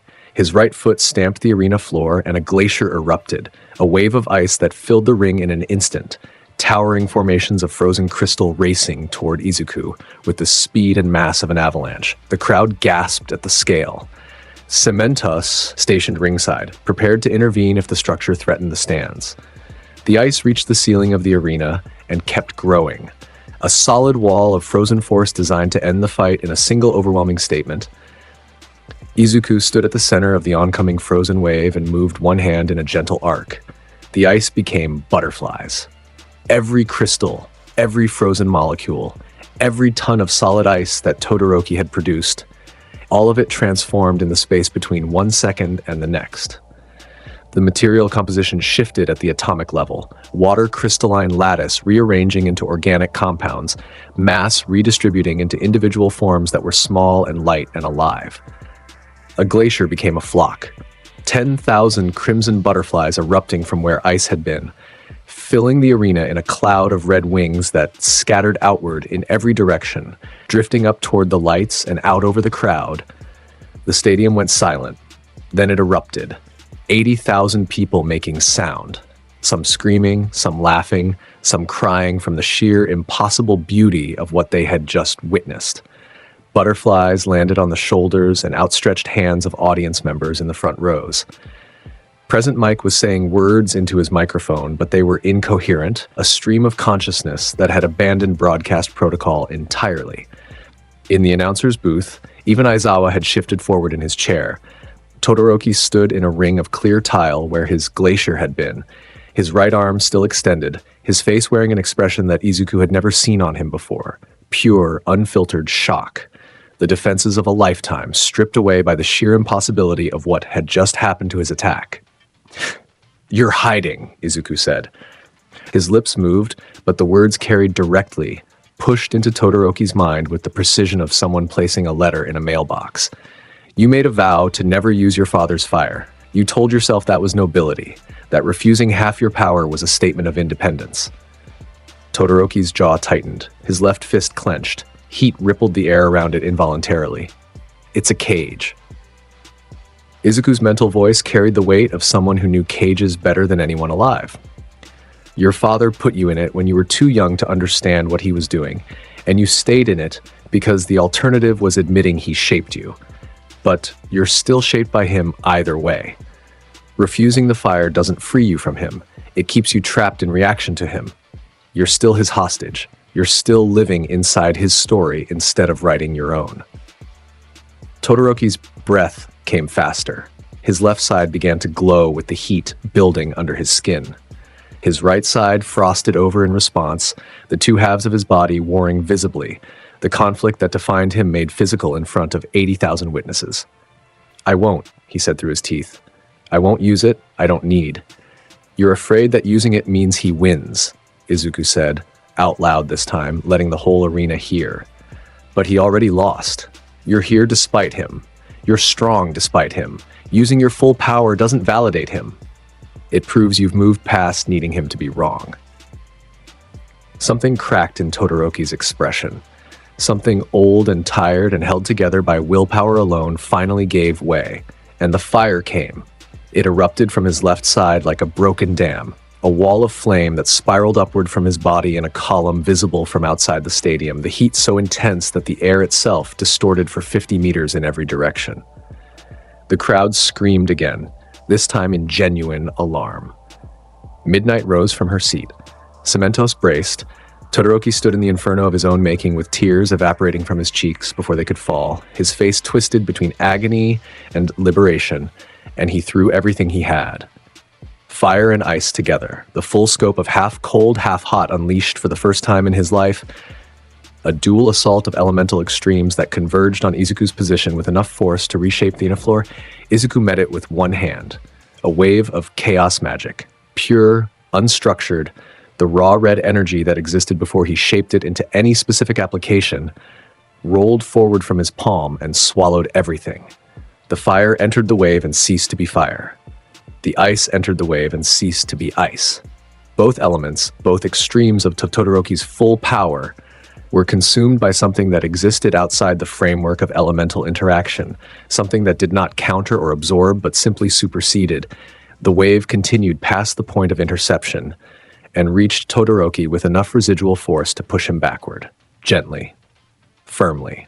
His feet slid across the arena floor, his body unable to maintain position against a force that was calibrated to remove him from the ring without injuring him. His heels crossed the white line at the arena's edge. "Ring out," Midnight announced, and her voice cracked with something that might have been awe. "Todoroki is out of bounds. The winner of the UA Sports Festival is Izuku Midoriya of Class 1A. The crowd's reaction was tidal. A wave of sound that built from the lowest rows and rolled upward until the entire stadium was producing a noise that was less applause and more primal. The sound of 80,000 people responding to something that had exceeded their framework for understanding what a 15-year-old should be capable of. Present Mike was screaming into his microphone. "Ladies and gentlemen, I have been commentating for 12 years, and I have never..." The ice became butterflies. Did everyone see that? The ice became butterflies. And then he took Todoroki's full power, both sides, fire and ice, and I don't even have a word for what he did. He ate it. He ate a glacier and a firestorm, and then he won with a push. A push.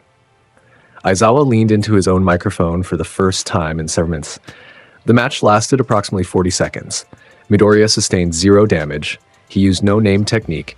He displayed telekinesis, matter transformation, energy negation, and telepathic communication, all in a single exchange. A pause. I will be revisiting his threat assessment file.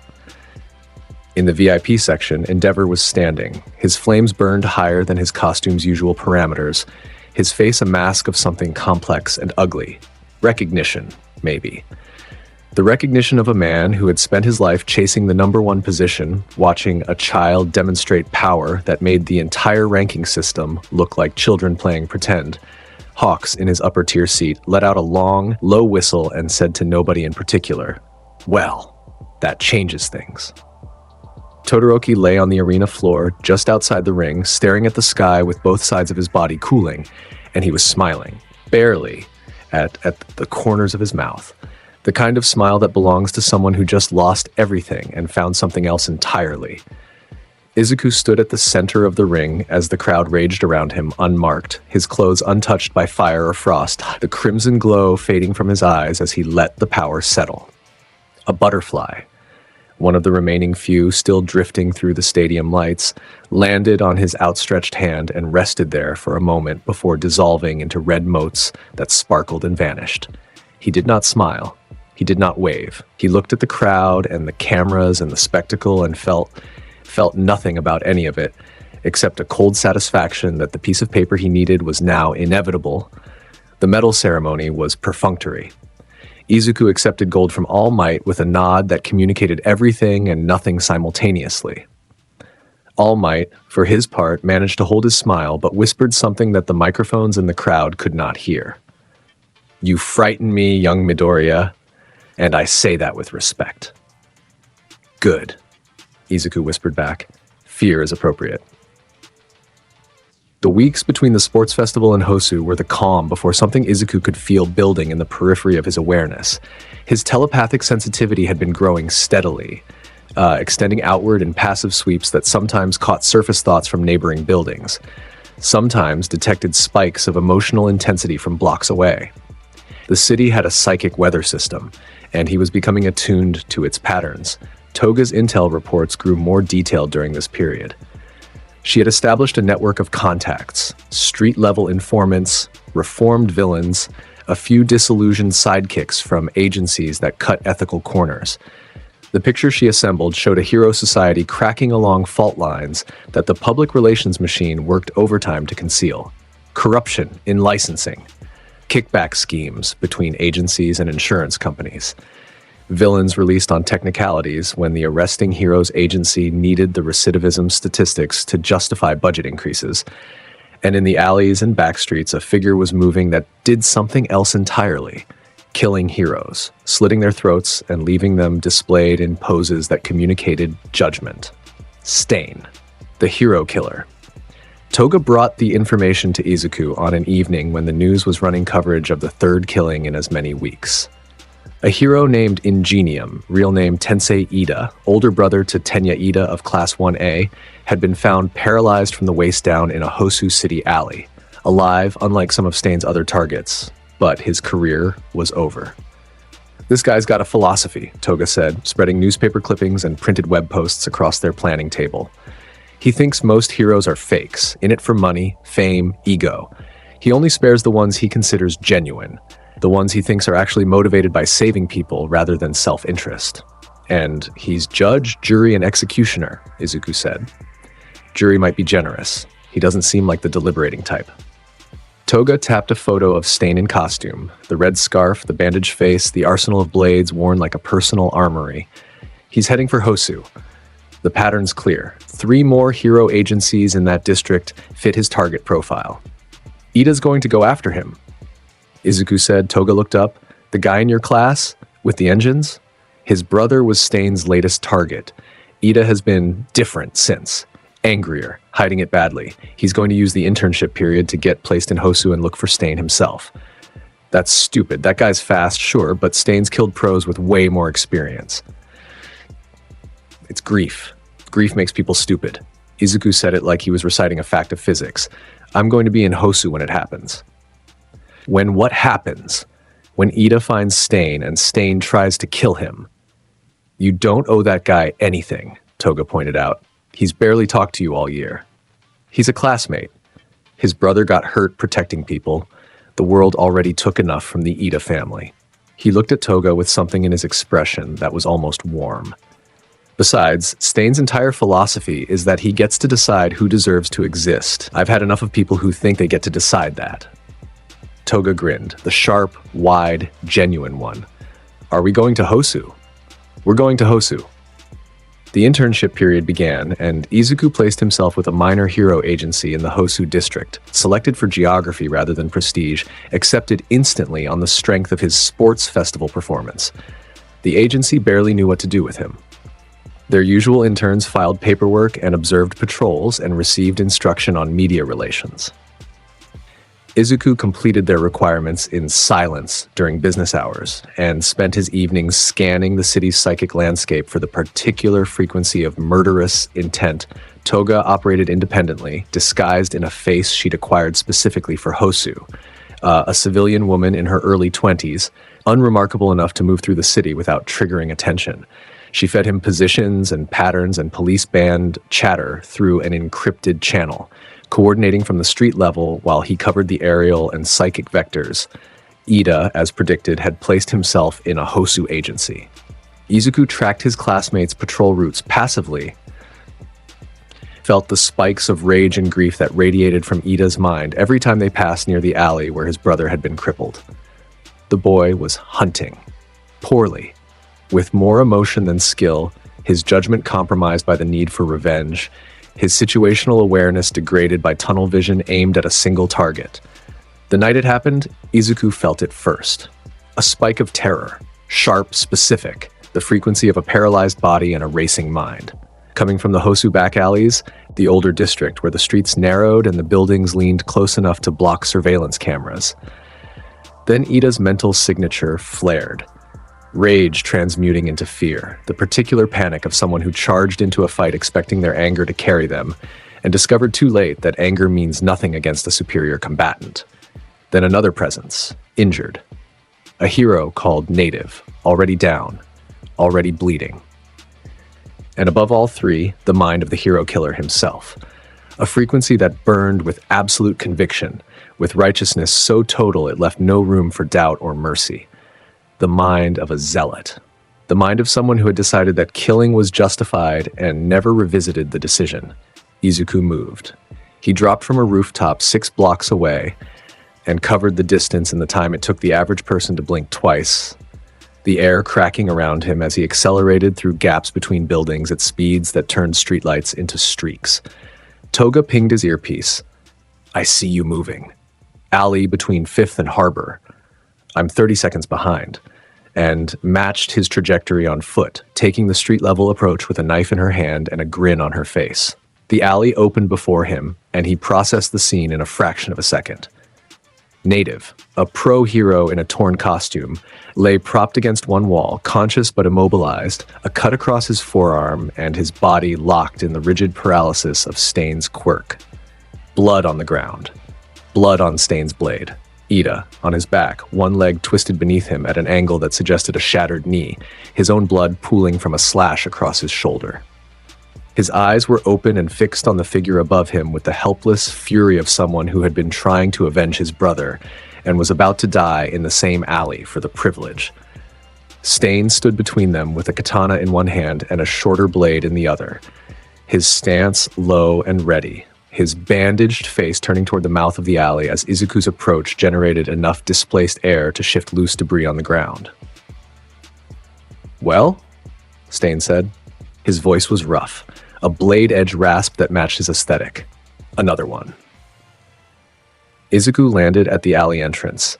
His feet touched the ground, and the crimson energy bloomed around him like something breathing, casting the narrow space in red light that climbed the walls and turned the shadows into something alive. Toga dropped from a fire escape behind him, landing in a crouch that transitioned into a standing position with the fluid grace of someone who loved every second of this. She had a knife in each hand, and her gold eyes caught the red light and reflected it back at double intensity. "Tenya Ida," Izuku said, looking past Stain to his classmate on the ground. "Stay down. This ends in a minute." Stain's eyes narrowed. He took in the boy in front of him, the crimson energy, the absolute lack of fear, the companion at his shoulder, and he did what every true fighter does when facing an unknown. He assessed, categorized, and dismissed. "Another false hero," Stain said. "Here to prove yourself, here for glory, for the spectacle." He angled his blade toward Izuku. "You reek of arrogance, the same as the rest. You think power makes you worthy? I think you've got a very simple philosophy for a complicated world," Izuku said. "And I think you've been in these alleys long enough to believe your own mythology." Stain shifted his weight. His body language communicated speed. He was going to close the distance. He was fast enough to have killed over a dozen professional heroes, fast enough to end fights before his opponents could deploy their quirks, fast enough that confidence in his own velocity was the foundation of every engagement.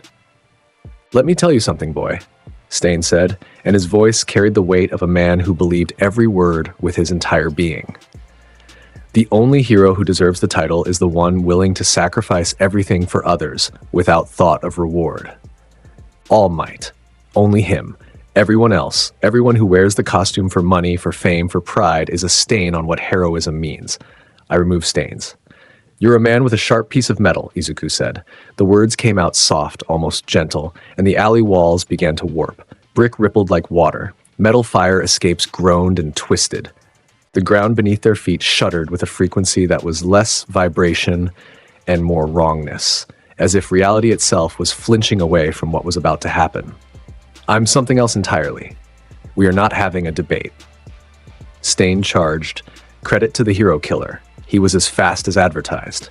Maybe faster.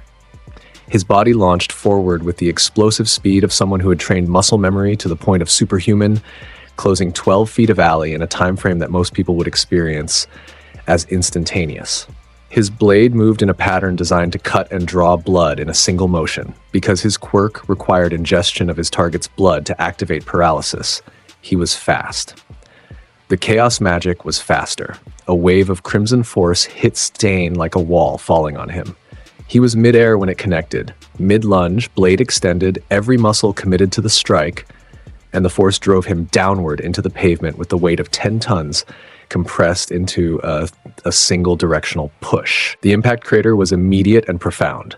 Concrete splitting outward in a radial pattern, debris flying, Stain's body slamming into the ground with enough force to shatter every blade on his person and crack the armor plating beneath his costume. He hit the ground, and the red energy kept him there. Pinned. Crushed under an invisible mass that pressed his chest flat and drove the air from his lungs in a single forced exhalation.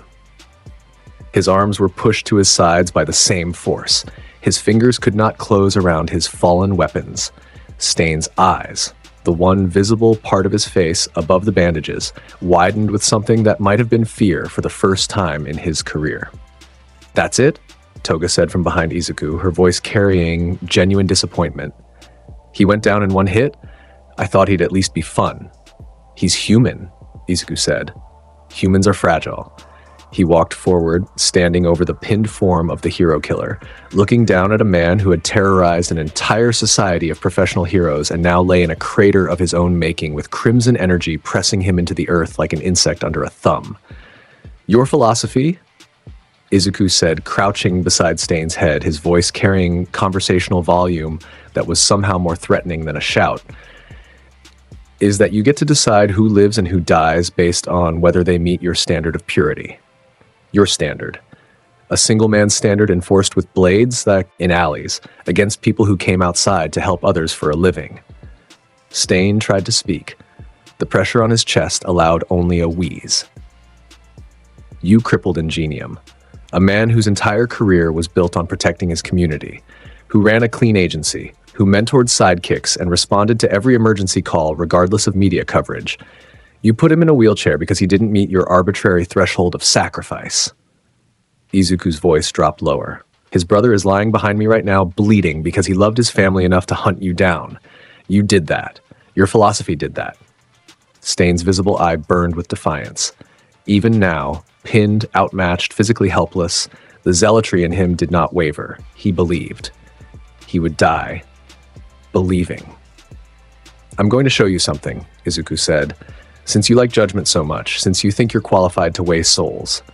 He reached one hand toward Stain's head, red energy gathering at his fingertips. "Let me show you what judgment actually looks like." He pushed into Stain's mind. The hero killer's mental architecture was exactly what Izuku expected. Rigid, fortified. A structure built entirely from conviction and pain, and the absolute certainty of righteous purpose. Stain's childhood, his failed hero career. The moment he decided that the system was irredeemable and only blood could cleanse it. Every murder, every victim, cataloged and justified through the lens of a philosophy that had calcified into religious fervor. Izuku did not dismantle it. He did something worse. He opened a door. Behind the door was the chaos dimension.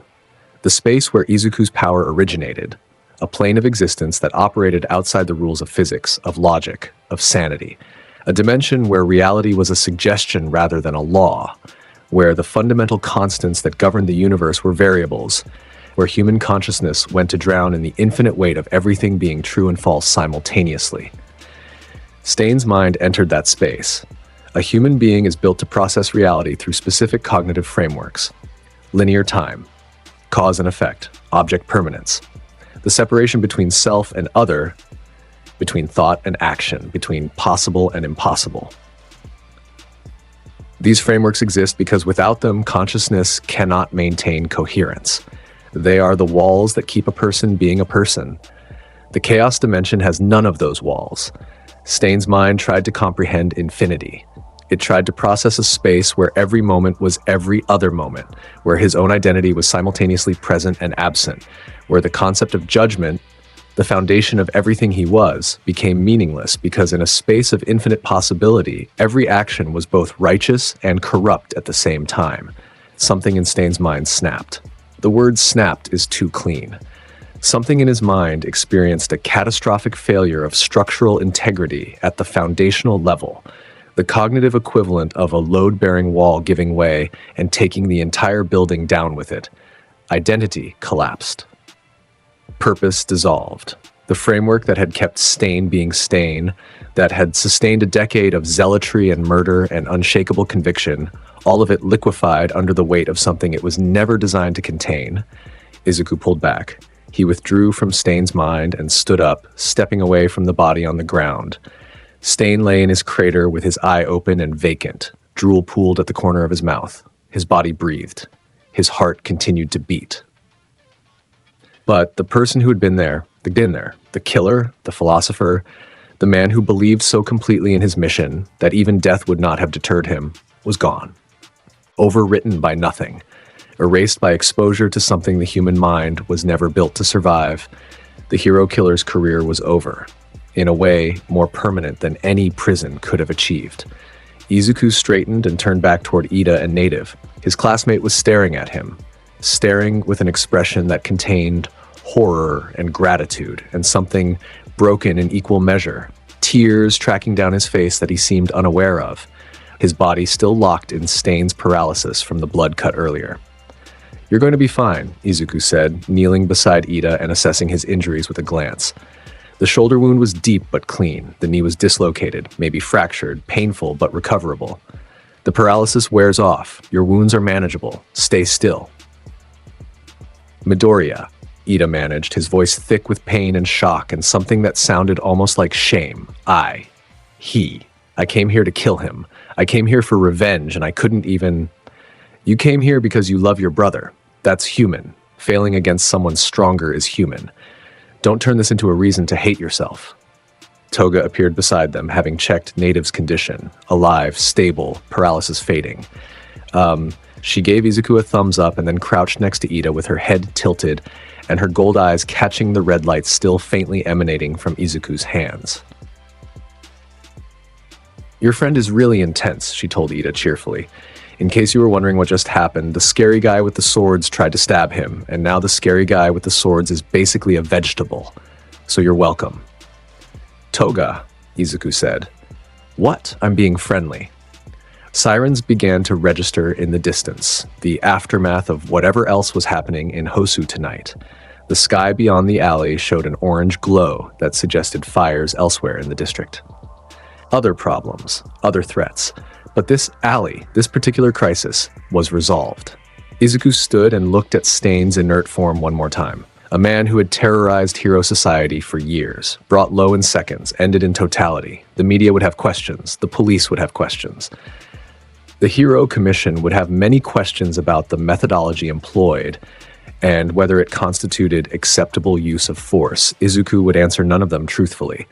He extended a hand to Toga and she took it, pulling herself up from her crouch with a lightness that communicated pure satisfaction. She leaned against his shoulder for a brief moment, the casual comfort of a partner, a crewmate, a person who had chosen her place at his side and felt nothing but delight about being there. "Hosu's burning," she observed, looking up at the orange-tinted sky beyond the alley walls. Hosu's problem. This was ours. We handled it. We handled it beautifully. She spun one of her knives between her fingers, the blade catching crimson light. What's next? After tonight, people are going to know your name. The news, the heroes, the underground. Everyone's going to be talking about whoever did this to the hero killer. Let them talk. And the people who took you, the ones who put you in that tank, they're going to hear the talking too. I'm counting on it. Toga looked at him, looked at the boy who had walked barefoot out of a burning facility at 14 and chosen to become something the world had never seen before. Something that defied categorization. Something that the existing power structure of heroes and villains and civilians had absolutely nothing in its framework to address. You know what I love about you? She said, slipping her knives back into their sheaths with the practiced ease of someone who carried them like extensions of her own body. You're never scared of anything, of anyone. I've already lived through the worst thing that can happen to a person, Izuku said, and his voice carried the flat weight of absolute truth. Everything after that is just a matter of deciding how to respond. They walked out of the alley together. His power settled into a low hum around his frame. Always present, always ready, the crimson energy that had become as much a part of him as breathing. Toga walked beside him with her hands in her pockets and her disguise flickering slightly at the edges as she let it relax, her gold eyes bright in the reflected light of a city on fire. Behind them, Ida lay in the alley with paramedics en route and a reckoning building in his chest that would take weeks to process. Native breathed easier as the paralysis released. Stain breathed and nothing else, his body occupying space without purpose, his crusade finally over in a way he never predicted and would never comprehend. Ahead of them, the city burned and the world shifted, and the name Izuku Midoriya began its ascent from classified files and tournament brackets into something that would make society itself recalculate its fundamental assumptions about power. The ascent was already underway by the time the sun came up. The morning after Hosu, every news network in Japan ran the same story with minor variations in framing. An unidentified individual with extraordinary ability had intervened in the hero killer's latest attack, saving 2 heroes and 1 civilian, leaving Stain alive but catatonic in a condition that 3 separate neurologists had already declared unprecedented. The coverage looped footage of the alley aftermath on every channel. The impact crater, the fallen blades, the paramedics loading an unresponsive body onto a stretcher while police tape went up in the rain. Nobody mentioned the boy. The commission's official statement used the phrase, "unknown quirk user of significant strength," and left the rest to speculation that was already filling message boards and live stream chats with theories ranging from plausible to ridiculous. Izuku watched the coverage from the warehouse couch, eating rice from a bowl balanced on his knee, his expression carrying the particular flatness of someone observing events they participated in being told back to them incorrectly. The television volume was low enough that the anchors sounded like they were speaking through a wall.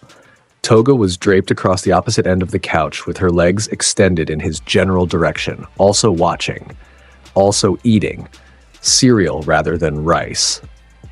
Because she maintained eating schedules that defied the concept of appropriate meals for appropriate hours. Between them, 3 stray cats had assembled into a single pile of overlapping fur, occupying the cushion neither human had claimed. Outside the warehouse walls, the city ran on its ordinary morning frequency. Delivery trucks and school buses and the distant chime of a convenience store door opening and closing. This was what after looked like. 2 people in a warm room absorbing the fact that last night happened and the world was still turning at the same speed regardless. He filed what mattered and let the rest pass. The commission knew someone had been present.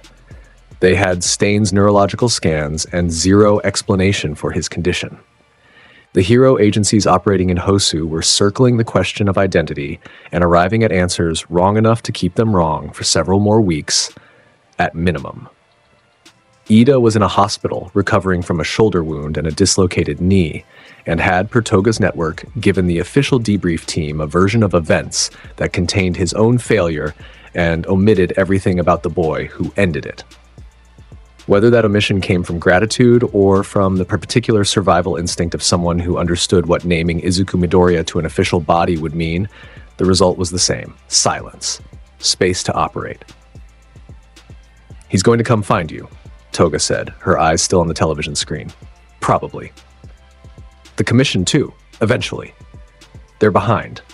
She crunched her cereal and considered the screen, where a talking head was speculating about whether the unknown quirk user were vigilante, or an unlicensed hero, or something else entirely. How far behind? Far enough. She accepted this the way she accepted most of his assessments, with the implicit trust of someone who had watched him be right about power dynamics for long enough that questioning it would feel redundant. She ate her cereal. He ate his rice. The cats breathed in their pile. The morning moved forward. Ida came before the school week resumed. He arrived at the dormitory building with his arm in a sling and the particular posture of a person whose body and sense of self had been damaged in equal measure. Something slightly off in his spine, the ramrod precision he usually carried softened by injury and by the weight of whatever he had spent 3 days in a hospital bed processing. He asked to speak to Izuku alone, and they found a stairwell where the echo gave every word more space than it needed. Ida talked for longer than expected. The unfiltered version, everything the debrief team received was sanitized, but here in a stairwell with industrial lighting and the ambient hum of ventilation, he offered the real thing.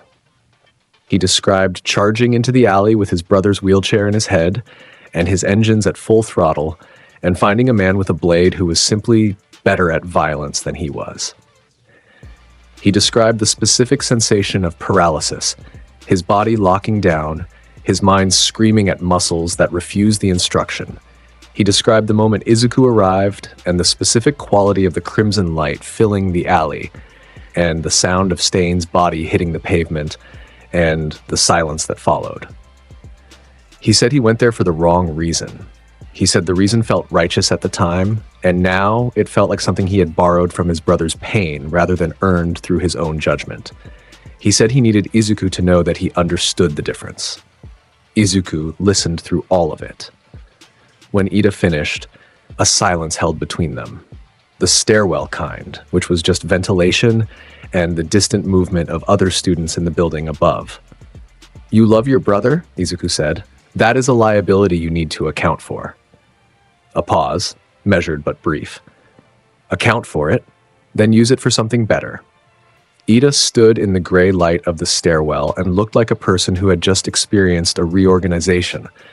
Everything in the same place but oriented differently, angled toward a direction that hadn't been visible from where he was standing 3 days ago. He nodded once, formal, the way he did everything. He turned and left. His footsteps echoing down the concrete stairs with the measured cadence of someone already in the process of rebuilding. Izuku went back to the warehouse. Toga had moved. She was in the kitchen now. The cats reorganized into new configurations across various surfaces, and she had made tea. Badly, the way she always made tea. Too much of whatever was closest to her hand, steeped either 30 seconds or 30 minutes, with nothing in between. He took the cup she offered and drank without comment, because the tea was beside the point and they both knew it. She watched him over the rim of her own cup, gold eyes doing the thing they did when she was filing something away, the micro-cataloging that happened behind her gaze, the processing that looked like observation and functioned like comprehension. "He came to thank you," she said. "He came to confess."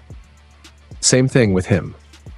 She tucked her feet under herself on the kitchen chair, making herself smaller and more comfortable simultaneously, the particular talent she had for occupying space.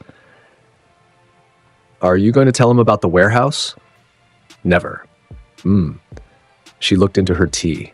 Something moved behind her expression, a thought forming, a question being weighed. "You told me about the warehouse."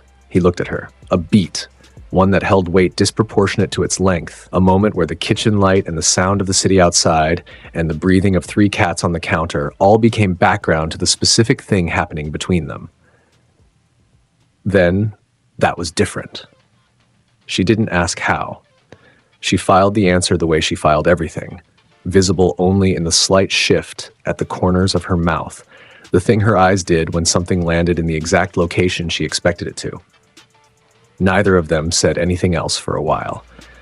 The television ran in the other room, still on low. The cats made small sounds. Outside, the ordinary morning continued being ordinary.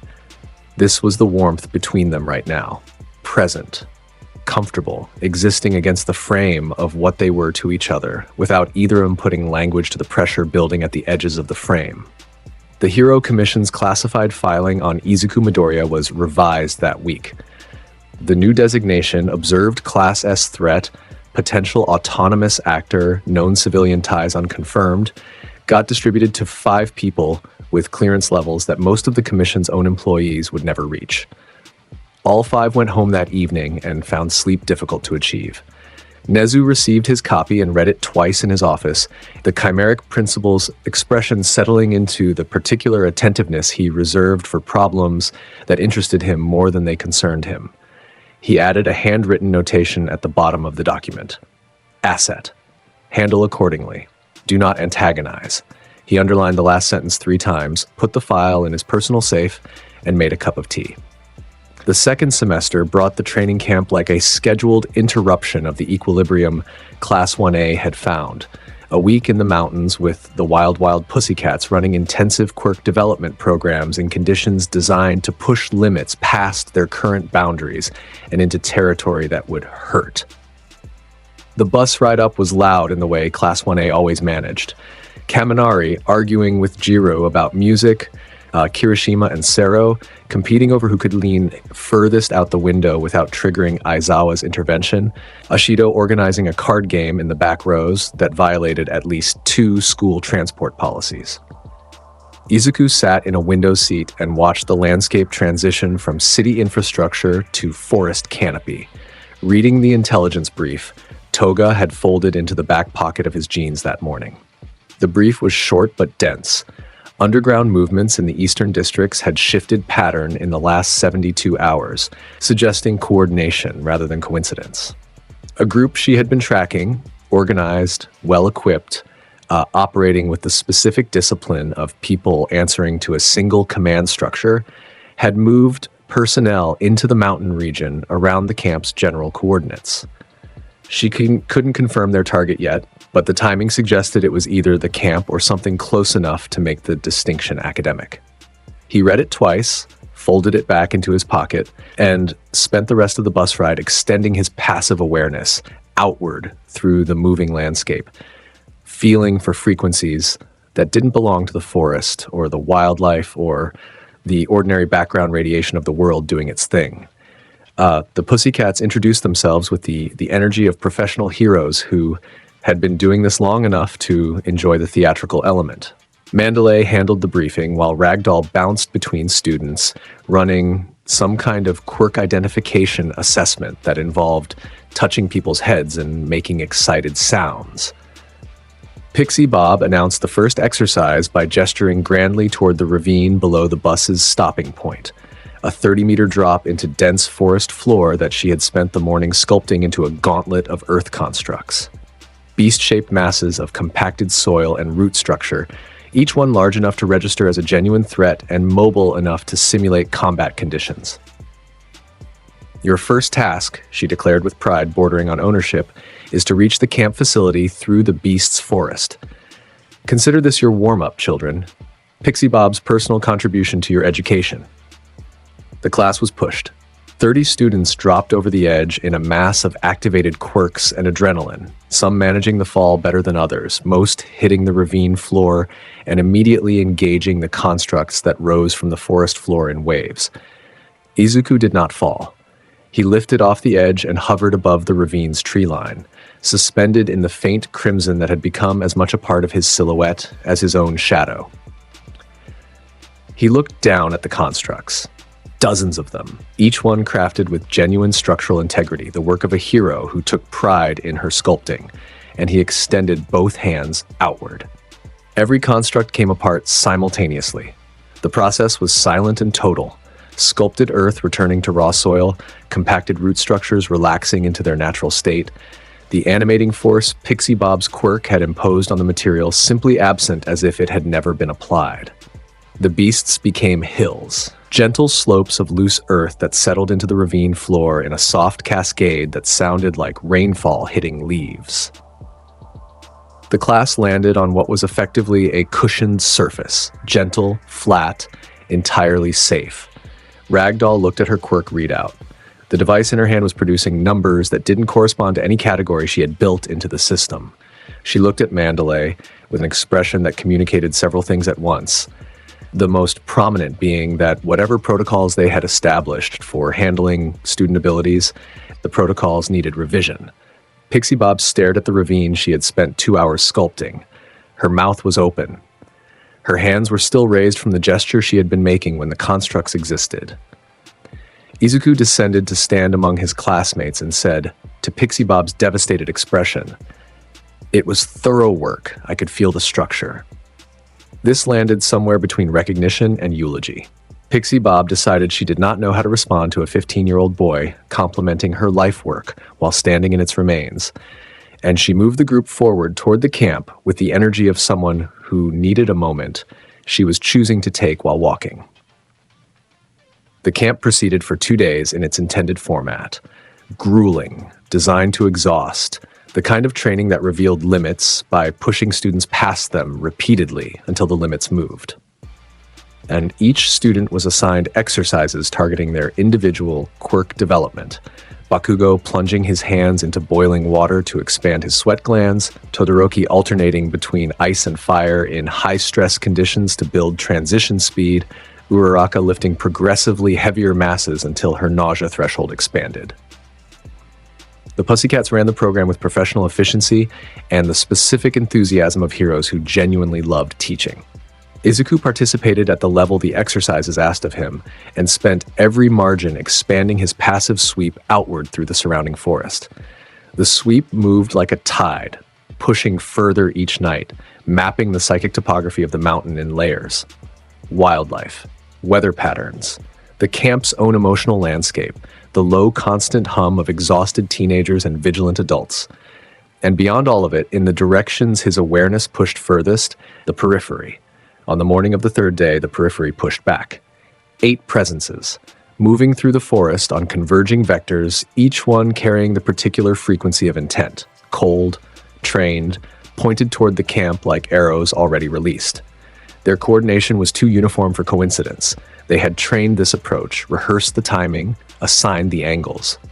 A professional operation.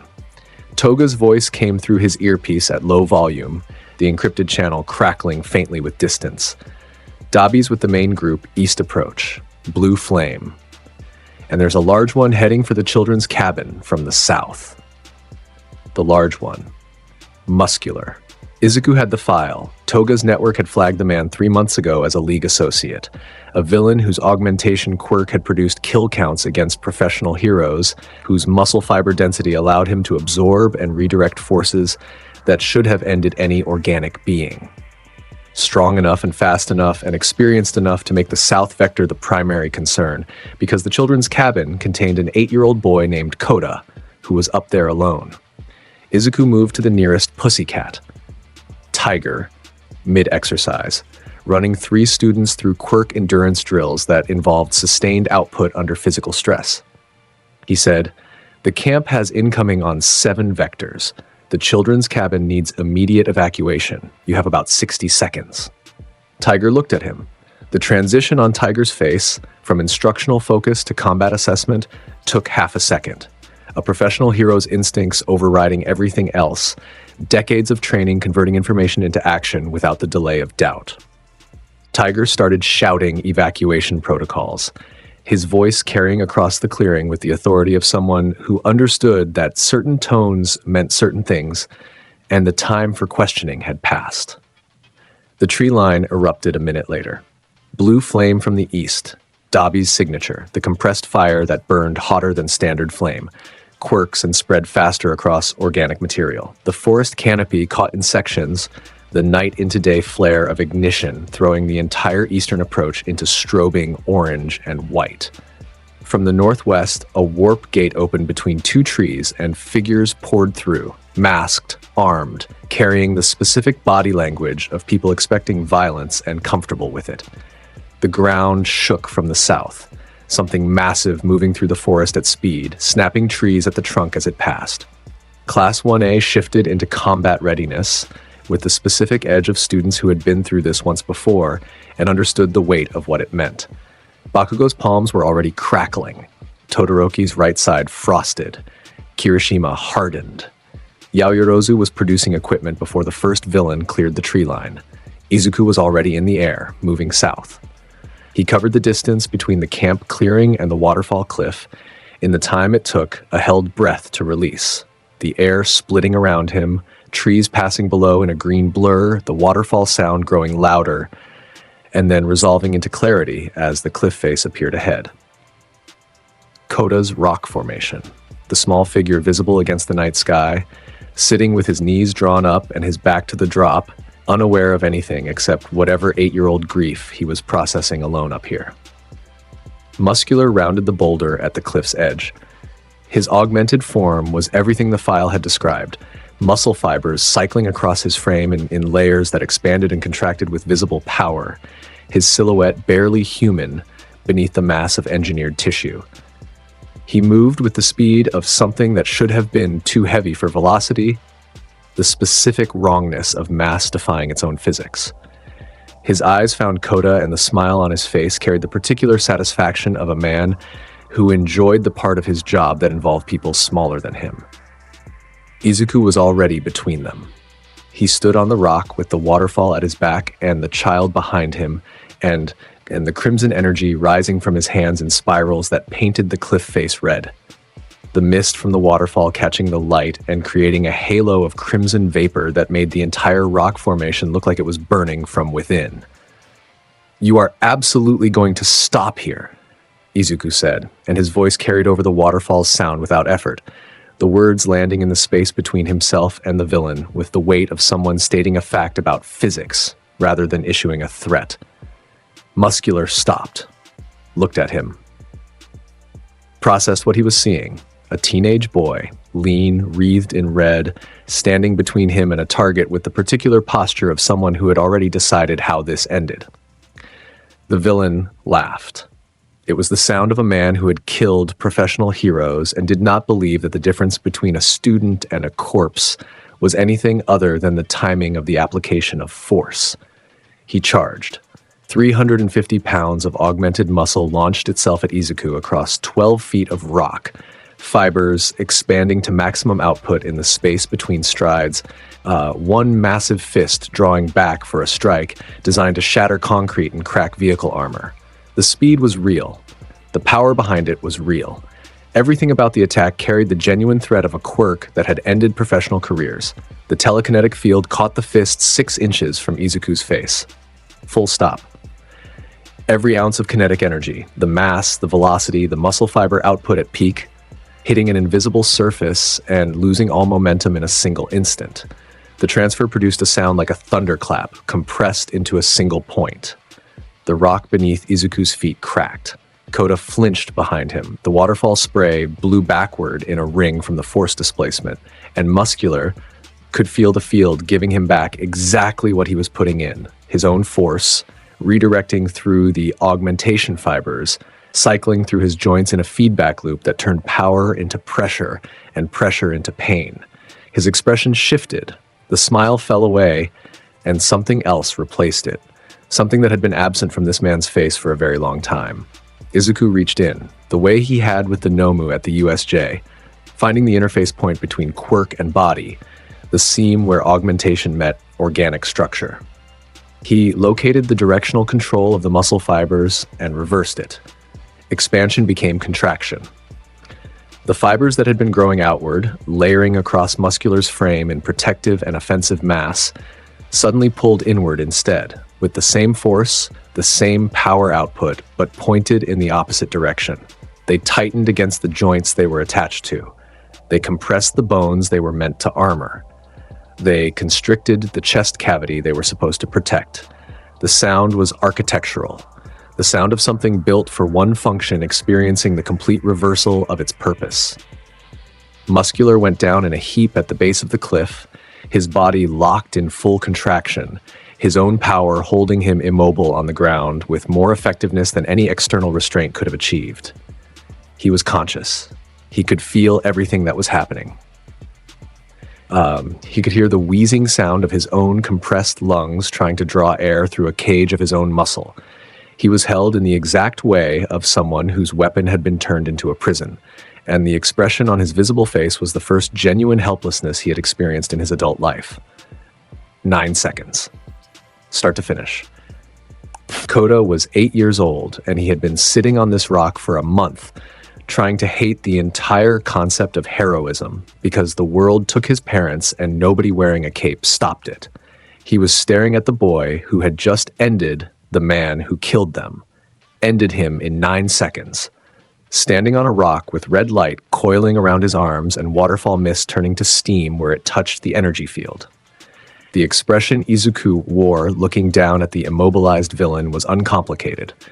The look of someone who did what they came to do and found nothing in the result that needed further attention. Izuku turned. The red light dimmed to a faint warmth as he extended one hand toward the child. Kota's eyes were wide enough to hold the whole situation, the downed villain, the red glow, the teenager who had appeared between him and something terrible and made the terrible thing stop. "Your parents were real heroes," Izuku said, and his voice was different now, lower, warmer, carrying the specific quality of someone speaking a truth they believe completely, rather than performing one for an audience. The kind that exists in that word before the system got to it. Kota looked at the hand. A long moment, long enough for the waterfall to fill the silence with its constant sound, long enough for the wind to shift the mist between them. Then he reached out and took it. Izuku pulled him down from the rock and set him on solid ground, with the same care he applied to everything that mattered, and then his attention returned to the forest below. The camp was still under assault. He could feel his classmates fighting across multiple zones. The specific frequencies of exertion and fear and determination that radiated from teenagers doing their best against people who intended to hurt them.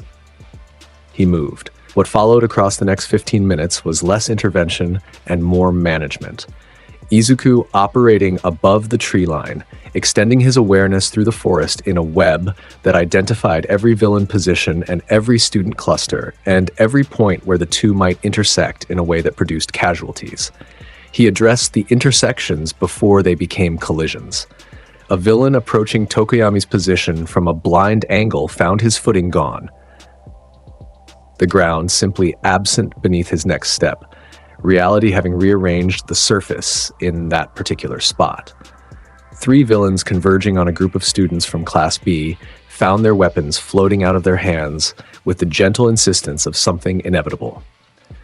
A quirk user with a toxic gas ability discovered mid-exhalation that the air around him had restructured to absorb the compound before it could spread. Each intervention was felt by the intended targets without being seen by them. The villains experienced disruption without source. The students experienced safety without explanation. The forest held its shape around Class 1A like something protective had decided to express itself through geography rather than confrontation. Toga worked the margins. She had been in position since dawn, wearing a face acquired for this specific operation. A civilian woman in hiking gear, unremarkable enough that the villain scouts she passed on approach vectors registered her as scenery rather than threat. She fed him positions through the earpiece in short, clipped phrases that carried the efficiency of someone who loved this work and was excellent at it. Twice, she redirected a villain away from a student cluster with interventions of her own. A misplaced knife here, a triggered tripwire there, the specific craft of someone who operated in the spaces between larger forces and understood exactly how much a well-timed nudge could redirect. Dabi was the last to retreat.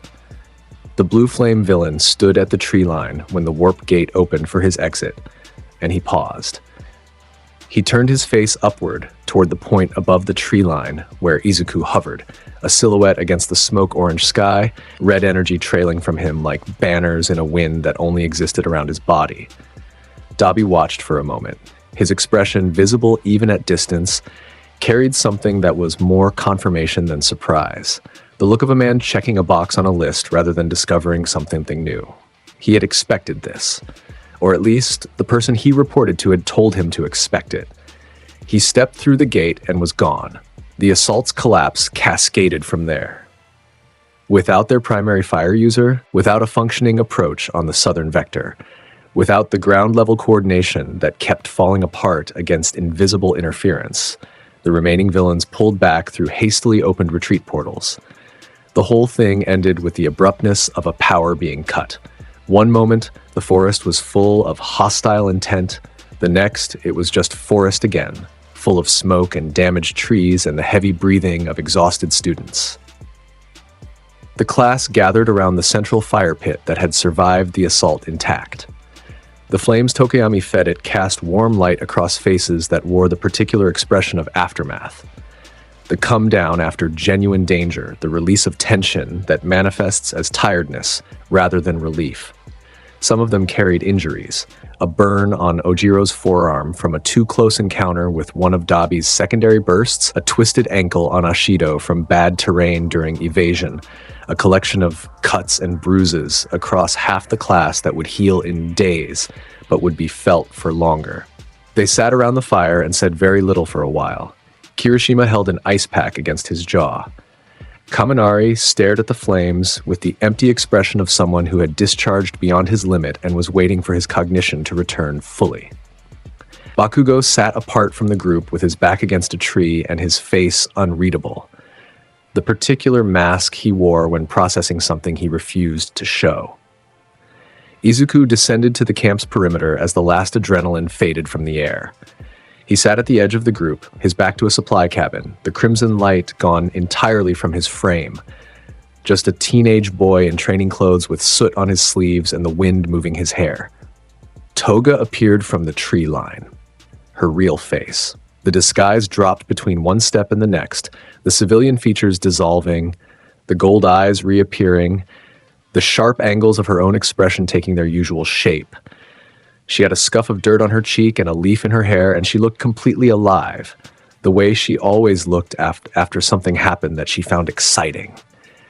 She dropped onto the ground next to him, close enough that their shoulders made contact. She said, 4 of them got away. He said, I know. She said, next time. He said, yes. The fire crackled between logs. Neither of them moved. The contact at their shoulders stayed, present, warm, carrying more information than the 3 lines they exchanged. The class around the fire was too exhausted to register much, most of them operating on the narrow band of consciousness that came after physical and emotional overload. Across the circle, Ida looked. His eyes found the specific geometry of Izuku and the girl with gold eyes, the shoulder-to-shoulder stillness, the way neither of them performed the proximity. It just existed, like it had been there longer than tonight. Ida looked at it and then looked at the fire and filed it somewhere that belonged to observations rather than questions. Something that was real and was somebody else's business. The night air cooled. The fire burned. The cats that had adopted the camp over the first 2 days reappeared from wherever they'd hidden during the assault. One of them settling into the space between Izuku's knee and Toga's, claiming territory with the absolute confidence of an animal that has decided its people are safe. So, Kamino happened in the middle of their second year, and it happened the way all truly large events do. With enough warning for anyone paying attention to read the signs, and with so much speed once it started, that preparation became irrelevant for everyone who hadn't already done it. Izuku was in Kamino 30 minutes before All Might because Toga's network had flagged the underground mobilization 3 days prior. The signature was unmistakable once you knew what to look for. Financial movements through channels that only activated for significant operations. Personnel shifting to locations that only mattered if something was about to happen at scale. The kind of coordination that leaves traces in the information ecosystem, the way a whale leaves traces in the water above it. He was on a building 2 blocks from ground zero when the first impact came. A rooftop 14 stories up, his coat open against the evening wind, the city spread below him in the amber spread of late afternoon. He felt AFO before he saw him. The specific psychic weight of something very old and very powerful moving without constraint, a presence that displaced everything around it the way a gravitational body displaces space. All Might arrived at full muscle form. The symbol of peace descended from the sky like a statement of purpose made physical. Golden, enormous, the smile fixed in place with the structural integrity of a load-bearing wall. He landed in the street with an impact that cracked the intersection in a radial pattern, and what followed was less a fight than a collision between two fundamental forces. AFO's arsenal detonated in combinations that restructured the surrounding blocks. Buildings lost corners. Streets cracked open along fault lines that shouldn't have existed. The shockwaves from each exchange pushed outward in concentric rings that shattered windows progressively further from the epicenter. All Might answered in kind, every punch carrying the specific weight of a man who knew this was the last time his body would allow this, knew the form was failing, knew the clock had been running out for years, and was now in its final seconds. The civilians in the surrounding blocks had evacuated largely on instinct, the specific instinct that tells a person to run when two things bigger than comprehension decide to express themselves against each other in your neighborhood. But largely was insufficient. Several hundred people remained in the wider blast radius, in buildings, in stalled vehicles, in the underground pedestrian tunnels that connected the commercial district. People who couldn't move fast enough, whose circumstances pinned them in place while forces they couldn't comprehend reshaped the geography around them. Izuku turned his back on the main event and went to work. For 20 minutes, he managed the civilian population of Kamino Ward. This was resource allocation rather than sentiment. Every person crushed by debris they hadn't asked to be near was a failure of the system that was supposed to protect them, and Izuku had opinions about systems that failed their people. He moved rubble with one hand, redirected structural collapses with the other, telekinetically extracted people from vehicles pinned under fallen concrete, held together the facade of an apartment building that had lost its support structure until the families inside could reach the stairwell. Each intervention was invisible to the cameras, focused on the main event, 2 blocks away. Each intervention saved lives that would never know his name. Through all of it, he watched AFO over his shoulder, cataloging. The architecture of All for One's ability registered in his awareness like a blueprint being drawn in real time. The frequency of each stolen quirk, the mechanism of the theft itself, the way the man reached into another person's genetic structure and pulled out what made them who they were. Izuku had felt that reach before. He knew the shape of it from the inside, from years in a tank being measured and drained by people who answered to this voice. The recognition was complete and absolute, like hearing a language you grew up speaking after years abroad. And he saw the face. Through Shigaraki's features, the mask of the hand was gone now, lost in the battle's opening exchange. Izuku could see the architecture of the original underneath, the presence, the cadence, the specific way this being occupied space with the assumption of ownership. A voice on a secure line received by a doctor with thick glasses in a sterile office while a 4-year-old boy and his mother drove home, believing a lie about a toe joint. One word. Yes. The yes that opened a door to 4 years inside glass. Izuku held that recognition and kept moving rubble and waited. Because the timing was wrong, and the context was wrong, and if he engaged now between All Might and AFO with 300 civilians still in range, the collateral would invalidate everything he was here to prevent. All Might delivered the final blow. The punch that ended a decade of conflict between the 2 strongest beings on the planet. A strike that compressed everything All Might was and everything he had left into a single point of impact. It landed. AFO went down. The street beneath them cratered inward.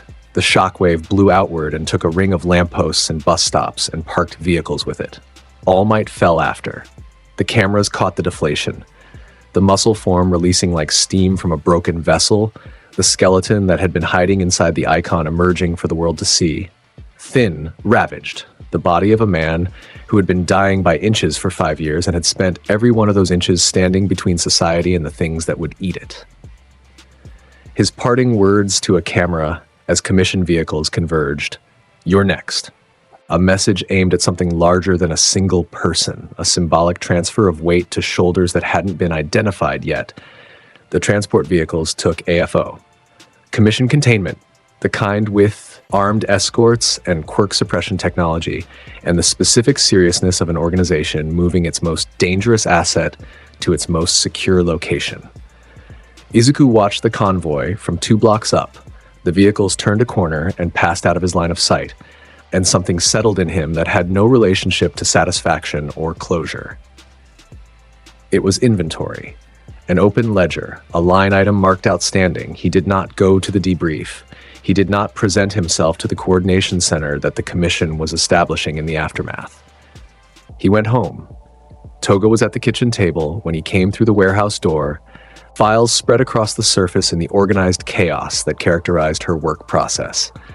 Printouts, hand-drawn maps, handwritten notes in her loopy script that covered margins and corners. A pen behind her ear, gold eyes tracking him the instant the door moved, reading his face with the speed of someone who had learned his expressions the way a musician learns a score. She put the pen down. The gesture communicated recognition. She saw something in the way he entered, in the weight of his shoulders, in whatever his face was doing that she could read and he could feel, but couldn't see. He sat down across from her. The kitchen was warm. The light was the amber they'd installed together, the kind that made everything look like late afternoon regardless of the hour. Outside, the city sounded completely, absurdly ordinary. Traffic and distant music, and the beep of a delivery truck reversing, the soundtrack of a world that had just lost its primary defender and would take hours to fully register what that meant. He looked at his hands on the table surface, opened them, closed them, said, "Garaki." She didn't recognize the name. He could see that in the micro-expression of genuine unfamiliarity, the slight tilt of inquiry, the filing of something new into an empty slot. He explained it from the beginning. The doctor's office, his mother's hand around his, small and warm and trusting the man in the white coat the way people trust the systems they've been told are safe. The X-ray on the light box, the toe joint, the extra bone, the verdict delivered with professional remove that concealed something underneath it, the diagnosis that was a performance rather than a finding, his mother crying in the car, the apology she gave him that night, her voice breaking on the word sorry, the way voices break when they believe they've failed someone they were supposed to protect. 6 years of Quirkless. 6 years of building a life inside a designation that the world treated like a wound. Bakugo's cruelty and teachers' indifference, and a society that broadcast his inadequacy backed him from every screen and every conversation and every interaction that measured a person by what they could produce from their body, rather than what they chose to produce from their character. The night they came, 3 men, the window, the needle, the red light on his All Might alarm clock, the last thing he saw before consciousness left, blinking in the black like a heartbeat winding down, the tank, the fluid, the electrodes, the tube down his throat and the monitors he learned to read by pattern, and the voices that spoke over him and through him and about him, as if awareness was something that required acknowledgement to exist. Harada, the dosage adjustments, the laughter at his readings, the pain responses cataloged like weather data, 4 years, 1,400 days, his body growing in artificial twilight, maintained by machines, drained by wires, converted from a child into a resource.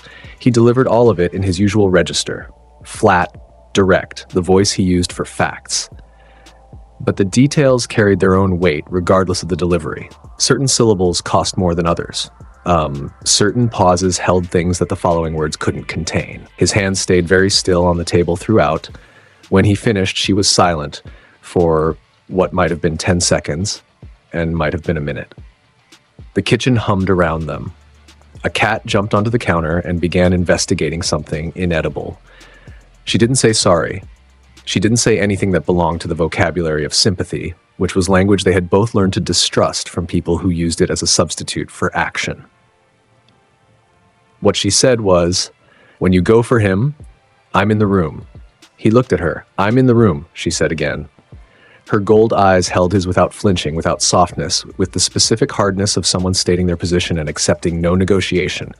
Not on comms, not a block away, standing next to you for this one.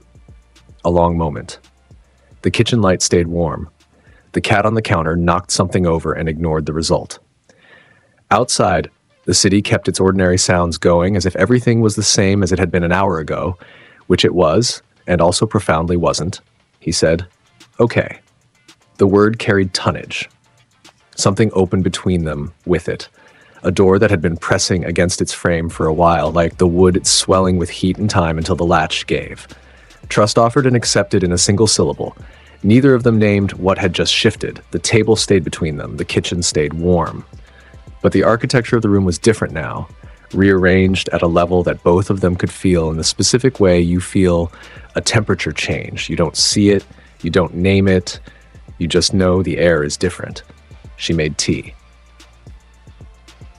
She made it the way she always did, grabbed whatever was closest, heated the water to whatever temperature she reached it at, steeped it for a duration that bore no relationship to the instructions on the box.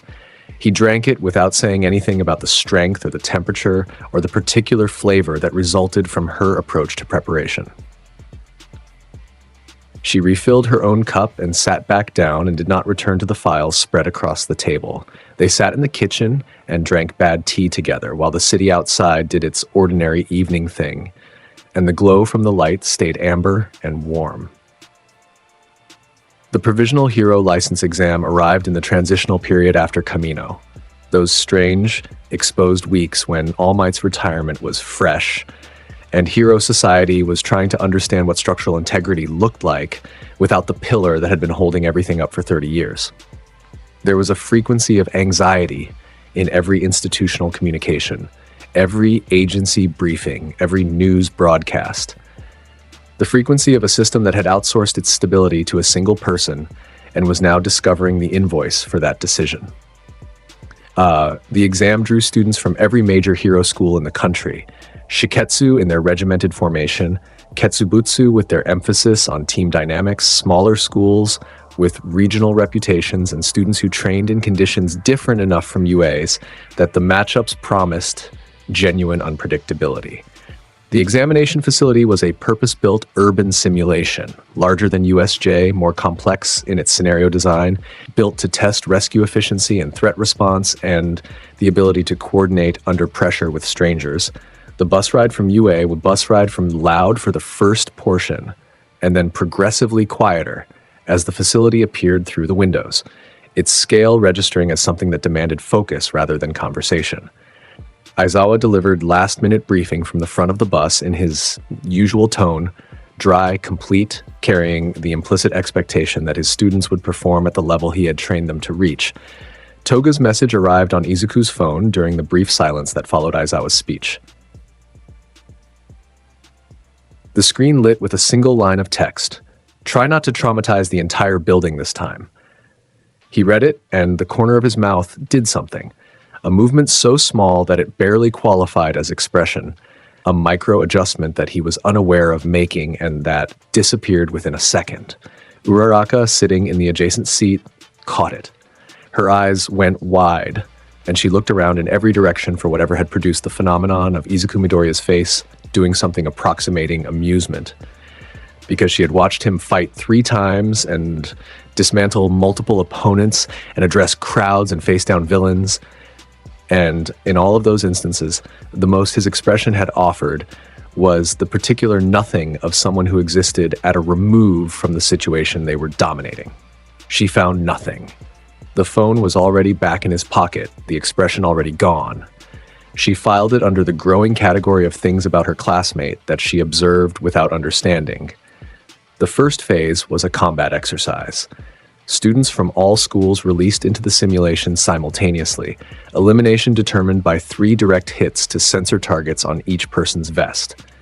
Standard format, designed to test real-time combat under chaotic conditions, with unfamiliar opponents and no preparation time.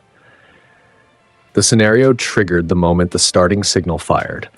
400 students from 8 schools pouring into an urban environment designed to create confrontation through geography and point incentive. Within 40 seconds, Izuku registered on the competitive awareness of every student who had done their research. The sports festival broadcast had been national. The footage of the ice to butterflies moment had been viewed more times than any other clip from a student event in the last decade. His name carried weight in the hero track community that most professionals took years to accumulate. A 5-student team from a school whose strategy centered on numerical superiority and coordinated engagement came at him from 5 directions simultaneously. Their formation was genuine, trained, rehearsed, with sightlines and timing calibrated to prevent escape through any available angle. Each of them had a projection or ranged quirk. Each of them fired at the same moment. The formation was, in isolation, excellent work. 5 hex bolts left Izuku's hands, 1 per opponent, each a condensed sphere of crimson energy the size of a marble, moving on trajectories that adjusted mid-flight to account for each target's position and velocity. Each bolt struck a vest sensor. 5 eliminations registered at the same timestamp on the facility's scoring system. The system flagged the simultaneous entry as an error. 2 proctors had to manually verify and override. The 5-student team stood in the street with their eliminated indicators flashing and their attacks still dissipating against nothing. The bolts had passed their volleys in the air, faster, more accurate, aimed at a system they hadn't considered would be the target, rather than the boy himself. Their faces wore identical expressions, the specific comprehension of people who trained for something and executed it properly and discovered that the gap between their preparation and their opponent's capacity was something their training had never accounted for. Present Mike's voice, providing running commentary over the facility. Elimination cluster, registered, 5 simultaneous from a single source. Is that possible? That's 5 people in 1 second from one kid, the same kid who, you know what, listeners, at this point I'm just going to say his name because everyone already knows, Izuku Midoriya of UA Class 1A. In the proctor booth, Mara, the exhausted official responsible for scoring, watched the monitor display the cluster elimination and added a mental notation to his own understanding of what this exam was going to produce in terms of paperwork. Izuku ran the perimeter for the remainder of the first phase. His classmates had their own fights, their own eliminations to chase, their own development arcs that the exam was designed to serve. He let them work. What he provided instead was infrastructure. The awareness sweeping outward from his position in a constant pulse, identifying threats approaching his classmates, blind spots, and addressing them with interventions that stayed below the threshold of visibility. Todoroki got cornered by 3 students from Shiketsu, whose combined abilities were specifically calibrated to counter dual-element users, one with a heat absorption quirk, one with an ice nullification ability, one with a binding technique that restricted limb movement. The corner they chose was structural, a 3-wall junction that prevented lateral escape and funneled Todoroki's offense into a single forward direction where their combined defense was strongest. Izuku arrived at the rooftop above the junction, assessed the bind in half a second, and removed the wall. The left side wall of the junction simply came apart at its structural seams, concrete separating from rebar sliding from its anchors, the entire surface disassembling into components that lowered themselves to the ground in a controlled cascade that sounded like heavy rain. The corner was gone. The 3 Shiketsu students, whose entire strategy relied on the geometry of that specific space, found themselves suddenly exposed on an open flank that hadn't existed 2 seconds prior. Todoroki looked up, saw the open space, saw at the rooftop edge above a figure already moving away. Crimson energy fading from one extended hand as Izuku redirected his attention elsewhere.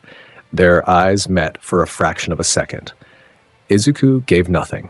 Todoroki took the assist, redirected his ice into the newly available angle, dispatched all 3 opponents in about 8 seconds, and decided this was something he would never ask about directly, because the answer lived in a category of acknowledgement that didn't require conversation. The second phase was a rescue simulation, staged disaster, proctors playing injured civilians, the test measuring speed and care, and the ability to prioritize under pressure while maintaining communication with a temporary team. The scenario involved a collapsed commercial structure with 14 trapped individuals, each one requiring a different extraction methodology based on their simulated injuries and positions. Izuku completed it in 12 minutes. The proctors playing civilians were unable to maintain their positions in the sequence the scenario intended. because he found them faster than the delays built into the exercise could activate. Each extraction used telekinesis at a level of finesse that produced 0 secondary damage to the surrounding structure. Trapped bodies lifted from debris without disturbing the debris, injured limbs supported by invisible force during transport. The entire collapsed structure held stable from within while he worked, preventing the cascade failures that the scenario was designed to produce as complications. The proctor responsible for scoring Phase 2 wrote a private notation on the assessment form that nobody asked for and nobody would officially acknowledge. Cleanest pass on record. Recommend 0 additional testing, would compromise the testing apparatus. He signed the form with the energy of a man who had processed something outside his professional parameters and chosen to let it exist without further examination. The class filed back toward the buses in late afternoon light, the kind that paints everything gold and warm and makes even institutional architecture look like it belongs to a better version of itself. Izuku ended up on the staging building's roof, because he went up for a final sweep and stayed. The city spread below the facility in every direction, familiar in the abstract and unknown in the specific. The way all cities look from rooftops, full of patterns rather than details, Toga appeared because she had a key to the staging building. She didn't explain how she acquired it because she never explained those things. They simply existed in the category of capabilities she maintained and deployed as needed. She came through the rooftop access door with the ease of someone visiting a familiar location and dropped down next to him at the railing, her real face. Gold eyes catching the late light. She leaned on the railing with her arms folded and looked at the same city he was looking at. And for a moment, they existed in the same visual frame without speaking. 2 silhouettes against an orange sky, close enough to exist in each other's space. Was it as easy as it looked? She asked. Easier, he said. Everything's too easy for you. Not everything. She looked at him sideways, the kind of look that carries more than the angle suggests, a look that was searching for something and finding it and deciding what to do with the finding all at the same time. He was looking at the city still. She watched him for a moment, the gold eyes doing their cataloging, the filing of whatever his profile against the sunset was communicating to her. Then she looked at the city, too. The light did something genuine to the skyline from this height. They stood there without talking for a while longer, the silence filled with the ambient sound of a city doing its evening transition and the wind at this altitude doing its cool thing against exposed skin. When they left, she went first down the narrow stairwell. He followed. And in the passage between one floor and the next, where the stairwell was tight enough that 2 people couldn't pass without contact, their hands brushed. She didn't move away. He didn't either. It lasted roughly 2 seconds, the duration of one floor's descent, the space between one landing and the next. Then the stairwell widened and they separated into their own trajectories, and neither of them said anything about it. The sound of the building around them, other students exiting, doors closing, the general movement of an event ending, filled the space that the silence between them would have occupied. On the bus back, she sat close enough that their knees occupied adjacent space for the entire ride. Neither of them acknowledged the proximity. Uraraka, across the aisle, looked at the arrangement once and then looked at her phone and decided that whatever was happening in that specific section of the bus was something she was going to observe and never comment on. The underground signal reached Toga's network 6 weeks before any hero agency acknowledged the problem. A new compound entering distribution through channels that operated below the frequency of standard law enforcement detection. The samples she acquired and had analyzed returned results that made her sit at the kitchen table for 10 minutes without moving before she reached for her pen. A synthesized drug that targeted quirk factors at the cellular level, rendering them dormant with a single dose and permanent with repeated application. She mapped the source in 2 weeks of fieldwork that took her into corners of the city she enjoyed for exactly the wrong reasons. 3 separate infiltrations of the Shi-Hasaikai compound, each in a different face acquired for this specific purpose, each producing layout documents and guard rotations and the operational schedule of a man named Kai Chisaki, who wore a plague doctor mask and spoke about purification with the fervor of someone who had confused hygiene with theology. She brought the intelligence home on 6 sheets of paper, covered in her looping handwriting. Annotations in margins, arrows connecting related items, the occasional doodle of a skull or a cat that suggested her focus wandered during stakeouts. She laid the pages between them on the table. Izuku read all 6 without stopping. His expression stayed consistent through the first 5 pages. The particular nothing of someone processing information at speed without allowing it to register externally.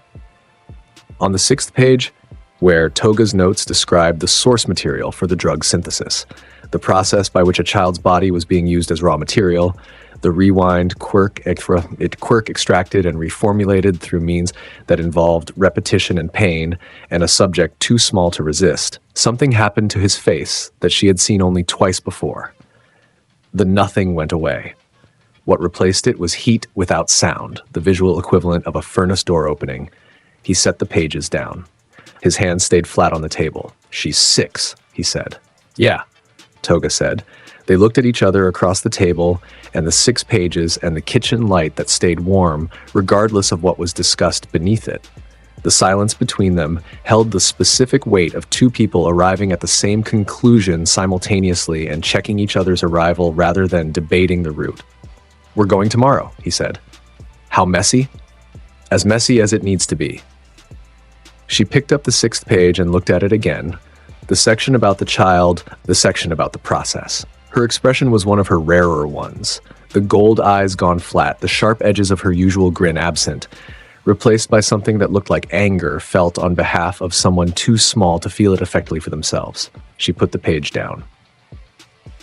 "Good," she said. The Shihasaikai compound sat in the old district, a building that looked from outside like what it had been for 50 years. A traditional structure with period architecture and maintained grounds, the kind of location that passed for respectable in the eyes of a neighborhood accustomed to its presence. Underneath, the compound extended down. Layers of construction added over decades, each one deeper than the last, each one further from the oversight of anyone who might ask what the space was being used for. Izuku went in from the top at 9:47 p.m. on a clear evening. His entry point was the roof, which stopped being a barrier approximately 2 seconds after he touched its surface. Tiles separating from their mortar, timber beams sliding from their joints, the entire structural layer of the roof disassembling in a controlled sequence that opened a shaft directly into the building's upper corridor. The materials lowered themselves to the ground on either side of the opening in neat stacks. The specific care of someone who was dismantling rather than destroying. Guards in the upper floors registered the breach through vibration rather than sound, the building shuddering once as its roof reorganized. By the time they responded to the entry point, Izuku was already 2 floors below them. Each guard he passed went to sleep between one step and the next. Telepathic override at the autonomic level, consciousness simply excused from duty without damage. They dropped where they stood in the specific posture of immediate sleep, some slumping against walls, some folding to the floor in positions they would wake from in several hours, feeling rested and confused. The lower levels held the real operation. The stairs descended past the compound's legitimate architecture into the older infrastructure, stone corridors and reinforced doors, and the particular smell of a space that exists below ground level permanently. The lighting was industrial down here. The temperature was maintained rather than natural. Everything about the environment communicated purpose over comfort. Toga operated from a secondary entry point, a service entrance she had identified during her second infiltration, accessible from the compound's rear grounds. She moved through the lower levels on a parallel path, wearing one of her acquired faces, carrying a set of stolen access credentials that got her through the first 3 security doors without triggering alert.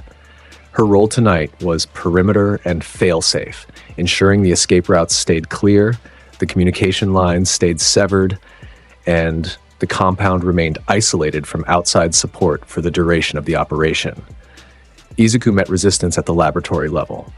3 Shihasaikai members with combat-applicable quirks, a barrier user, a projectile generator, and one whose ability involved manipulating the structural integrity of surfaces. They had been stationed as a last line. Their instructions were to hold the corridor at any cost.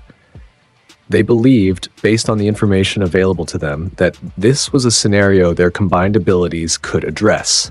The barrier went up first, a shimmering wall of solidified energy that sealed the corridor from wall to wall, the barrier user's full output concentrated into a single expression of defensive force. The projectile generator charged shots behind it, building power for a volley that would deploy the moment the barrier dropped. The structure manipulator destabilized the ceiling above the corridor's far end, creating a debris field that would collapse on anyone who breached. Izuku stood at the corridor's near end and looked at the arrangement with the expression of someone reading a paragraph they already know the ending of. He raised one hand. The barrier changed color, from its original amber to crimson, the energy structure within it rewritten at the level of its own physics. It was still a barrier. It still sealed the corridor, but it was his now, and it faced the other direction. The projectile generator fired. The volley hit the reoriented barrier from the wrong side and dispersed against its own teammate's ability, the impact sending shock reverberations backward through the corridor. The structure manipulator's ceiling collapse triggered above the three defenders rather than above Izuku, the destabilized section giving way in the direction its creator hadn't intended. They dove. The barrier user lost concentration. The barrier dissolved entirely, and Izuku walked through the cleared corridor without breaking stride, stepping over the three sprawled figures with the same energy he'd step over a crack in the sidewalk. The lowest chamber opened before him, the door already gone, removed from its frame in advance by the same awareness that had been mapping the compound's structure since he entered. The room was large. Medical equipment lined the walls. Monitors displayed readings that he recognized with sickening familiarity. The same kind of data, the same kind of measurement, the same fundamental purpose of a space designed to extract something from someone too small to stop it.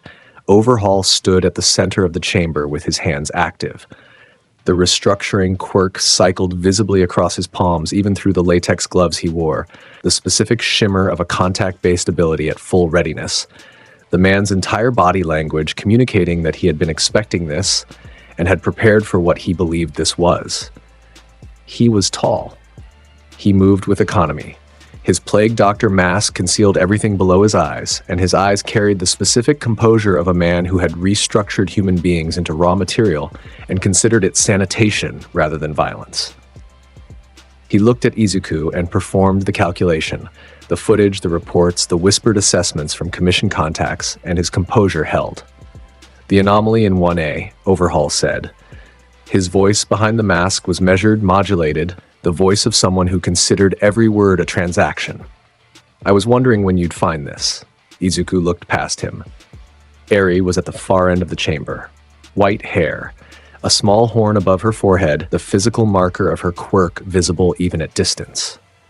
She was pressed against the back wall in the posture that children learn when every large person in their environment brings pain. Smallest possible shape, lowest possible profile, the body language of a 6-year-old who had learned that being noticed meant being used. Her eyes were red from crying that wasn't fresh, but wasn't healed either. She looked at Izuku across the chamber with no expression, because expression requires the expectation that someone might respond to it, and she had been taught through 18 months of evidence that nobody would. Eri, Izuku said. He said it directly to her, past Overhaul, through the space the man occupied, as if the man were a piece of furniture positioned inconveniently between a door and a destination. My name is Izuku. I'm here to take you home. Overhaul activated. The chamber floor erupted. Stone and metal and compressed air reforming in a wave. The restructuring quirk at full expression, contact translating through the floor surface and producing a tidal formation of reshaped material that rose toward Izuku with genuine speed. The shapes were architectural, columns designed to pin, spikes designed to puncture, barriers designed to separate. 15 years of training, visible in the specificity of each formation, the particular intelligence of a man who had turned every surface in the world into an extension of his own intent, all of it stopped in the air. The crimson field caught every piece of restructured material 3 feet from Izuku's body. Tons of reshaped stone and metal suspended in red light, floating in the chamber like debris in zero gravity. The ambient glow filled the room with something that looked like the inside of a furnace. Warm, red, total. Overhaul's formations hung frozen around Izuku in a constellation of interrupted violence, each piece turning gently in the energy field, each one casting small shadows that moved across the chamber walls. "Your quirk requires contact," Izuku said. His voice was conversational in volume and absolute in register. "You haven't touched me." He raised one hand and the suspended debris resolved, every piece returning to its pre-restructured state. Stone becoming floor, metal becoming fixture, the entire wave undone as if it had never been formed. The material settled back to the chamber floor in a soft rain of components returning to their original positions. "You never will." What followed was systematic. Overhaul tried every angle his ability offered, restructuring walls to create attack vectors from unexpected directions, reforming the ceiling into descending mass, converting the floor beneath Izuku's feet into something that shouldn't support weight. Each attempt found the same result. The reality around Izuku simply refused to cooperate with instructions that came from anyone other than him. Every surface Overhaul tried to restructure returned to its original state before the restructuring completed. Every formation he attempted to create unraveled before it finished forming. The chamber around him became hostile to his ability in the specific way of an environment being managed by something that operated at a deeper level than his quirk could reach. 90 seconds. That was how long Overhaul had. 90 seconds of attempting everything in his arsenal, burning through every combination and approach and technique he had developed over 15 years. Each one failing faster than the last. The exhaustion showed in his movements before it showed in his face. His gestures getting wider, more desperate, the specific body language of someone reaching for something that keeps moving further away. He backed against the far wall, away from Eri, away from the exits, into the only corner the math left him when every other direction closed. His back hit stone, and he pressed against it with his hands at his sides, and the restructuring quirk cycled uselessly across his palms with nowhere to apply itself. The chamber around him had been claimed by something his ability couldn't argue with. Izuku walked toward him at a pace that didn't hurry. The crimson energy trailed from his hands in spirals that lit the stone walls as he passed, painting the chamber in shifting red that made the medical equipment along the walls look like something from a vision rather than a room. He stopped in front of Overhaul, close enough to see the crack in the composure, the fissure that had opened in the man's certainty and was spreading with each second of proximity. The fear was visible. The first genuine fear Kaichisaki had experienced in his adult life, showing in the tightening at the corners of his eyes, in the minute tremble of his fingers, in the involuntary shift of weight against the wall as if an additional centimeter of distance might mean something. "She is leaving with me," Izuku said. "You are going to spend the rest of your life in a cell. Everything you built here, the operation, the compound, the network, the drug, is over as of right now. And you're going to know every single day in that cell that a first-year student walked through your compound in 20 minutes and took the one thing that justified all of it." He reached in. The telepathic intrusion was targeted, a scalpel rather than a hammer.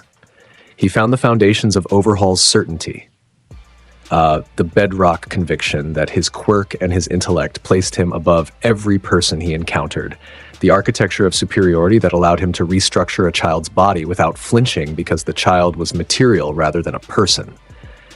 He found those foundations and removed them with the same precision he'd used to remove the compound's doors from their frames. Clean. Complete. Something that was there and then wasn't, the space it occupied filling immediately with what rushed in to replace it. What rushed in was fear. The certainty had been a dam. Without it, everything the certainty had been holding back, every implication of what he'd done, every face of every person he'd restructured, The full weight of 18 months of using a 6-year-old as a production facility, all of it flooded the space where the dam had been. Overhaul's composure didn't crack gradually. It went at once, the entire surface failing in a single cascade, his expression collapsing from measured to devastated in the space between one blink and the next. He slid down the wall into a sitting position. His gloved hands pressed against the stone floor but did not restructure it. The quirk cycling uselessly, his mind too overwhelmed with the new internal landscape to direct it anywhere. He shook. The whole frame of him, the tall, composed, immaculate frame that had filled every room he entered with the assumption of his own supremacy, shook against the wall in a way that was too fundamental to be called trembling. It was structural failure made physical. Izuku left him there. The telekinetic restraints engaged automatically, invisible bonds holding the man against the wall for whatever law enforcement would arrive to collect him. He turned and walked toward the far end of the chamber. Eri hadn't moved. She watched him cross the room with the same absence of expression she'd worn since he entered. Her white hair falling across her face, one small hand pressed against the wall behind her, in the specific gesture of a child maintaining contact with the only solid thing in a world that kept proving itself unstable. She didn't flinch as he approached. She didn't lean forward either. She occupied the exact stillness of someone who had learned that stillness was the safest state. He crouched in front of her. He kept his hands open, palms up, the crimson energy dimmed to its lowest warmth, the barest visible glow, the light equivalent of breath, present without demanding anything. He made himself small in the specific way that large people learn to make themselves small around children who have been taught that large means dangerous. "It's over," he said. His voice was as low as it went, carrying the warmth it carried for very few people, the register he used for things that mattered more than anything in the room around them. She didn't speak. Her red eyes, raw from old tears, exhausted from a life that had given a 6-year-old enough material for exhaustion, studied his face with the particular attention of a child trying to determine whether this was real or whether something would come after it that proved it wasn't. Her hand reached out. Slow. The specific slowness of reaching towards something that might be withdrawn at any moment. The learned caution of a child whose experience of contact was exclusively pain. Her fingertips touched his palm. The rewind quirk pulsed, involuntary, confused, a reflexive discharge that she couldn't control. The power reaching outward in a wave that didn't know what it was looking for. His energy absorbed it, redirected it, gently in the way you redirect water around a stone, acknowledging the force without opposing it, giving it somewhere to go that wasn't harmful to either of them. The rewind touched his chaos magic and found itself met with something that simply accepted its existence without being threatened by it. The first time in her life that her quirk had made contact with another person, and the other person hadn't recoiled or hurt or broken, she felt it. The absence of the usual consequence. The contact that stayed contact rather than becoming something else. Her face changed, the blankness cracking at its center, something living pressing through the gap, the way a seed presses through concrete when the concrete can't hold anymore. She started crying. Fresh tears, present tears, the kind that mean the person producing them still believes someone might respond.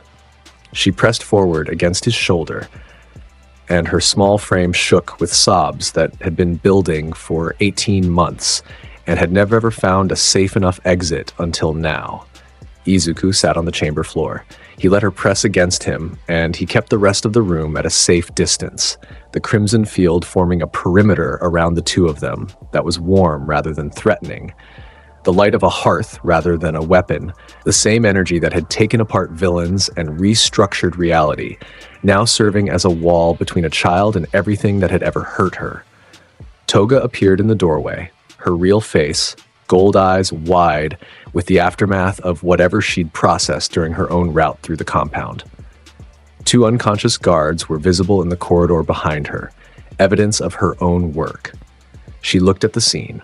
The medical equipment silent on the walls, Overhaul shaking against the far wall in his restraints, and Izuku on the floor of the ruined chamber with a 6-year-old pressed against him, the red energy low and warm as a lit room around them both. She didn't say anything. Her face did something complex, the gold eyes softening in a way she reserved for very few things, her expression landing somewhere between tenderness and recognition. She was seeing something she would file in a place inside herself that she'd return to later, something she didn't have complete language for yet, but recognized the shape of completely.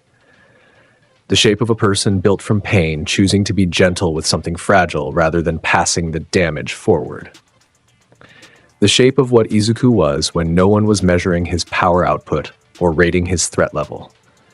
The thing he was underneath everything else. She turned and took up position at the corridor entrance, knives in hand, gold eyes facing outward, guarding the door while he held the child, both of them in their roles, both of them exactly where they meant to be. The Paranormal Liberation Front was a machine assembled from ideology and infrastructure in equal measure. 72,000 members distributed across the country's geography, embedded in every institutional layer the hero system was supposed to monitor. Their membership included government employees, corporate staff, financial sector professionals, and the kind of people whose day jobs gave them access to systems that a traditional villain organization could only dream of penetrating. They believed, with the cohesion of a true movement rather than a criminal enterprise, that quirk restrictions constituted chains, and that the natural order demanded those chains be broken. They wanted Izuku Midoriya. The recruiting pitch arrived through 3 separate intermediaries over the course of a single week.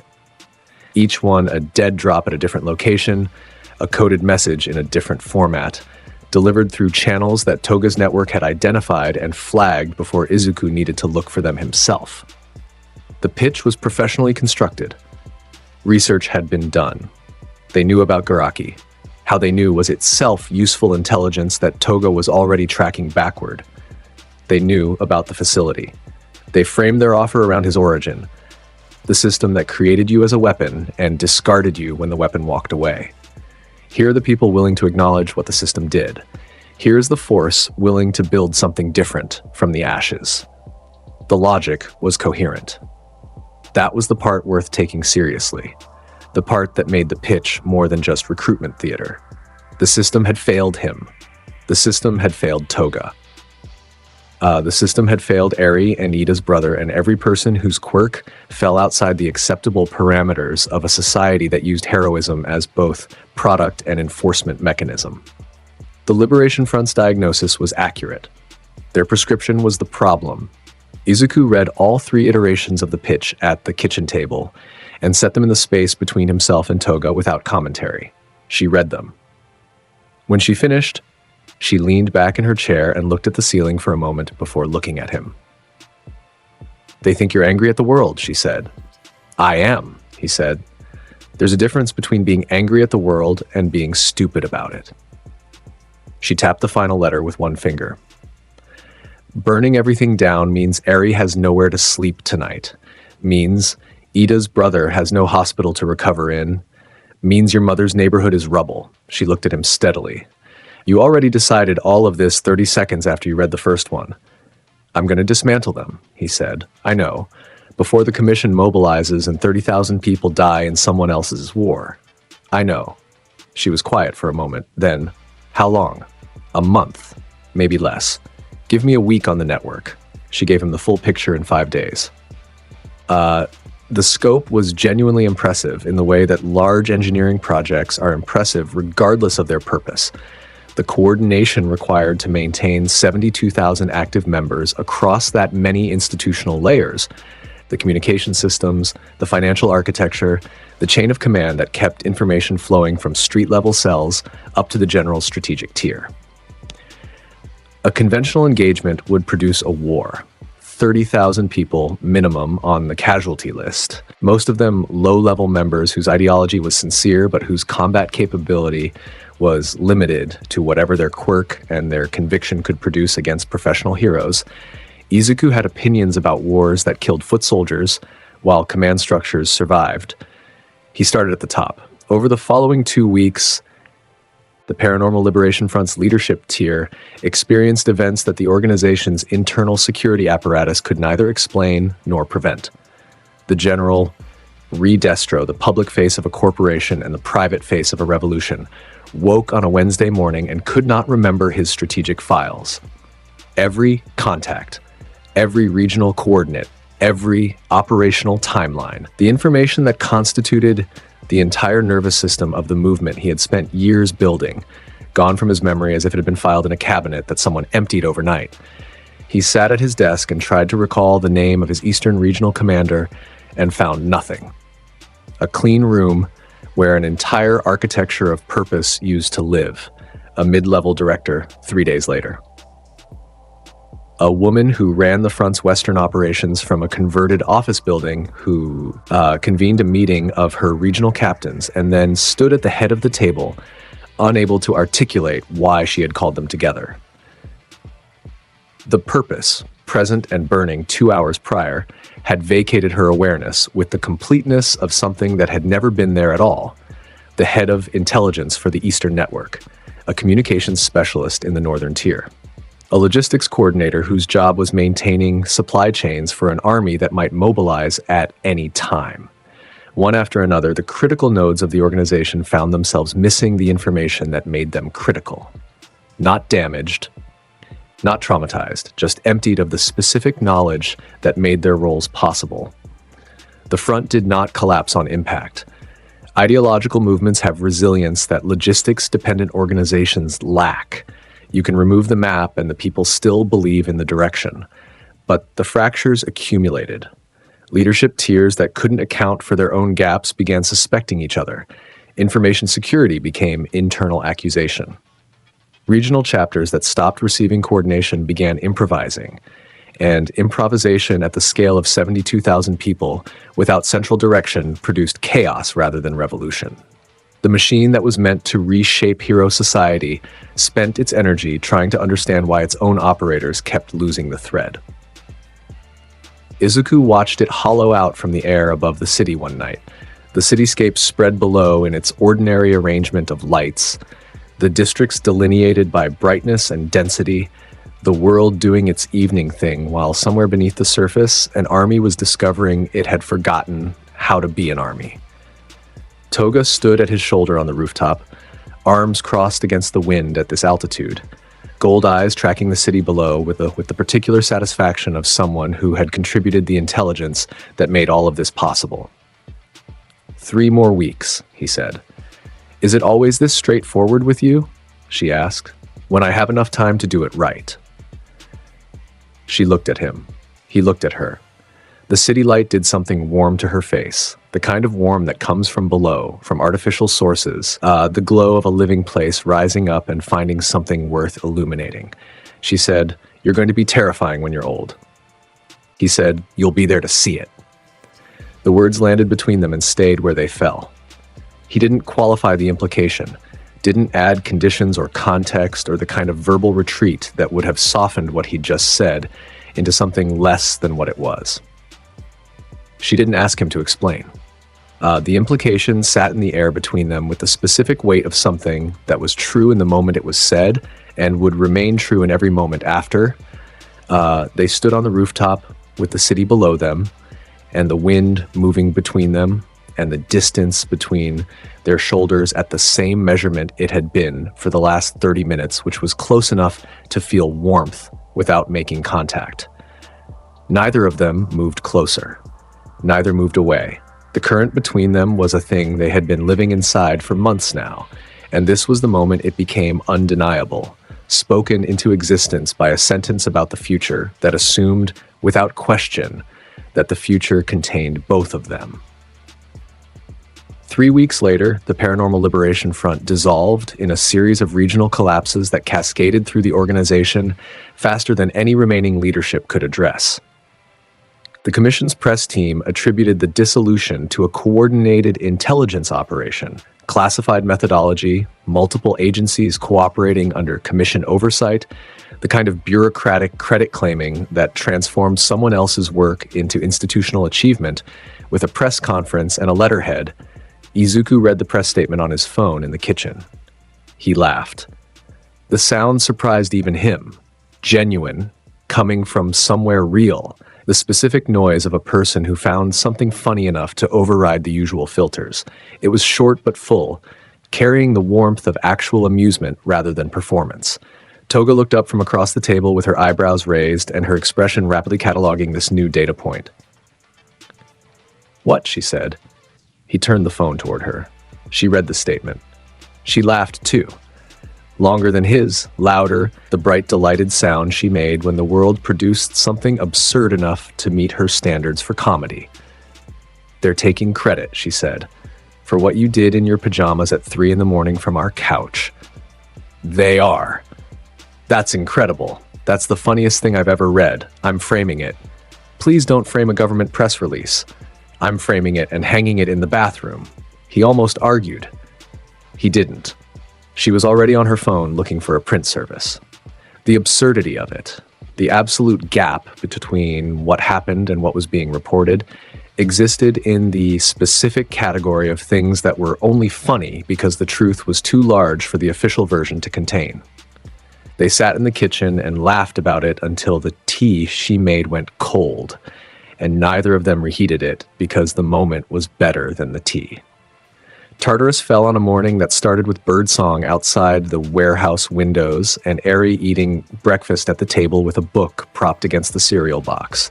The specific normalcy of a household in its routine. The rhythm of days that had accumulated into something that resembled stability. AFO's escape did not announce itself through dramatic channels. It registered first as an absence, the Commission's monitoring system noting that containment protocols had stopped responding, that the facility's communication array had gone silent in a way that meant either total system failure or something worse.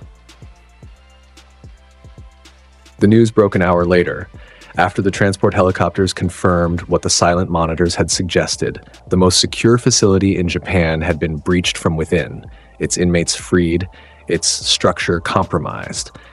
Izuku felt it before the official channels caught up. The psychic weight of all for one, moving without constraint, the specific frequency of something very old and very powerful re-entering the world's active landscape. He was in the kitchen. He was holding a cup of tea that Toga had made for him. He set it down on the counter, and the sound of the ceramic meeting the surface was the only thing in the room that acknowledged the shift. Toga looked up from the table, read his face, put her pen down. "It's happening," she said. "He's out. He's moving." Izuku's awareness was already extending outward in pulses, mapping the psychic landscape of the city for the specific signature he recognized. He needs a body. Shigaraki's. The Commission has it in a medical facility, vegetative state since the USJ, brain dead but physically maintained. He looked at her. He built it for exactly this. Toga stood up from the table. Eri looked between both of them with the particular alertness of a child who had learned to read danger in the behavior of her adults. Toga crossed to where Eri sat and put a hand on the girl's white hair. Brief, gentle. The specific touch of reassurance that meant I see you, and this is handled. "Stay with Mirko's agency today," Toga told Eri. The rabbit hero had been serving as Eri's secondary safety net for months, one of the few professionals Izuku trusted with proximity to the child. "The protocols are active. You know the words." Eri nodded. Her red eyes were serious but steady. The months of stability had built something in her. Trust in the system of people around her. Faith that when her adults said something was handled, it would be. Izuku reached across the table and touched her shoulder. Brief. Warm. The crimson energy pulsed once against her skin. A marker she would feel for hours, a tether they had established months ago that would tell him her location and status, regardless of distance. "I'll come get you tonight," he said. "Okay," she said, and then, smaller. "Be careful." He looked at her, this child who had been a raw material source in a basement and was now someone who said, "Be careful" to people she loved. He said, "I promise." The transition period lasted 3 days. AFO moved into Shigaraki's body. The frame he had spent years commissioning and enhancing, the vessel he had built as his ultimate contingency. The empty mind that Izuku had cleared at the USJ offered no resistance to the occupation. The physical augmentations, maintained through 2 years of medical suspension, accepted their new operator without friction. When the process completed, All for One stood in a young man's body with a young man's face and looked at the world through eyes that had been watching it for over a century. He built around himself, freed prisoners from Tartarus, organized villains from underground networks that had survived the Liberation Front's collapse. A visible army assembled for a visible purpose. The specific theater of someone who wanted the world to know what was coming before it arrived. And at the center of the preparation, the helmet. The Commission's classified file on Izuku Midoriya had been acquired by AFO's network within 72 hours of its creation. He had studied it with the specific attention of a man whose survival depended on understanding the threat correctly. The sports festival footage analyzed frame by frame. The Hosu aftermath, examined through every available angle. The neurological scans of Stain and Shigaraki, the specific damage patterns, the consistent methodology, the fact that every subject Izuku had fully engaged at the mental level was permanently removed from functional consciousness. The conclusion was clear. The telepathic reach was the weapon. The mind touch was the kill shot. If you removed access to the hardware, if you made the mind unreachable, then what remained was a powerful quirk rather than an existential threat. And powerful quirks, AFO had managed for 50 years. The helmet was commissioned from the best underground engineers available. Alloy construction with frequency disruption properties built into the molecular structure of the metal itself. Quirk factor components sourced from 3 separate suppliers, each contributing a different layer of the shielding matrix. The design principle, a physical telepathy block. Hardware rather than willpower. A cage for his skull built to measurements derived from 2 years of studying the specific frequency Izuku's telepathic reach operated on. He had it made. He tested it. He was satisfied. On the morning he chose to announce himself, he walked into the Hero Commission building in central Tokyo, the headquarters of the institutional body that had maintained the Hero system for 3 decades, and reduced it to a crater. The attack was total and instantaneous, a combination of stolen quirks deployed in sequence that converted a 12-story building into debris in under 4 seconds. The commission staff inside had no time to evacuate. The structural damage extended 2 blocks in every direction. 3 professional heroes responded within minutes. Endeavor, Hawks, Best Jeanist. The top 3 active heroes in Japan arriving at speed, deploying immediately against the figure standing at the center of the crater in Shigaraki's enhanced body with the helmet secured to his head, and his stolen arsenal cycling visibly across his frame. The engagement lasted 8 minutes. At its conclusion, all 3 heroes were down. Endeavor's flames extinguished by a combination of a quirk that removed oxygen from a localized area. Hawk's feathers destroyed by a wide-range fire attack that left the wing hero grounded and burned. Best Jeanist's fibers cut at the source by something that operated at a level his manipulation couldn't address. They were alive. AFO wanted witnesses rather than martyrs, but they were removed from the field. The broadcast went live on every channel.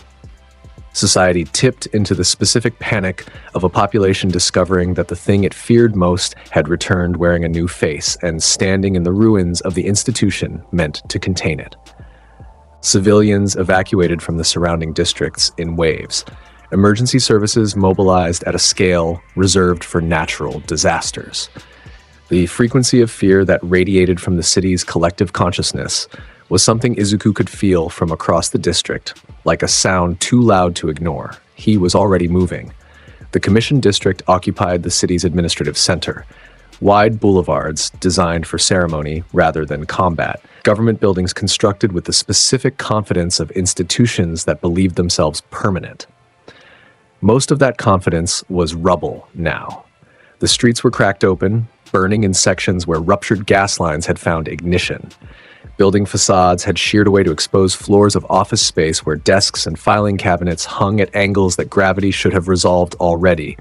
Izuku walked through it.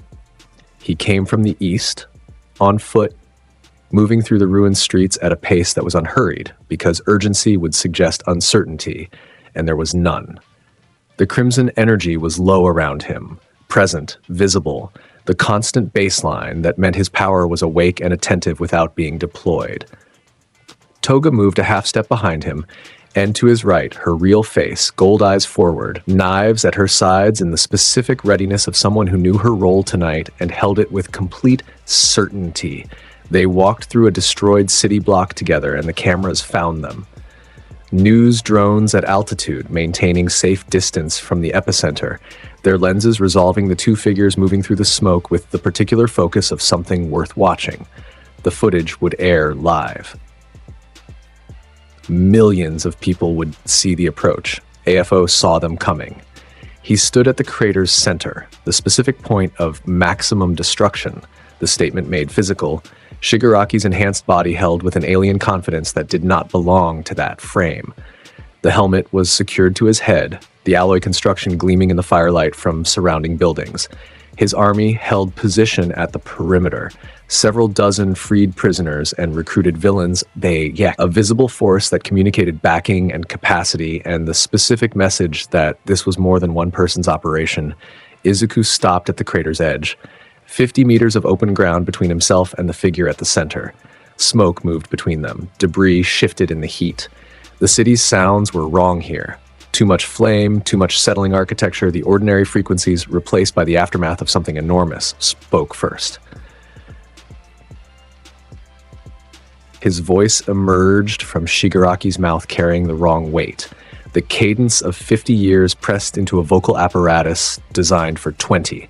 The specific wrongness of a very old presence wearing a very young face. "I know what you can do," he said, and the words carried across the open ground with the confidence of rehearsal. "I've studied every incident, every recording, every report the Commission filed. I understand the structure of your ability." He raised one hand and gestured at the helmet, deliberate, showcasing the gesture of a man revealing his ace. "You can't reach my mind. The specific frequency your telepathic reach operates on cannot penetrate what I had built. And without that, without the ability to go through the hardware, what you have is a strong quirk." He cracked Shigaraki's knuckles with Shigaraki's long fingers, each one producing a sound like a small calibration.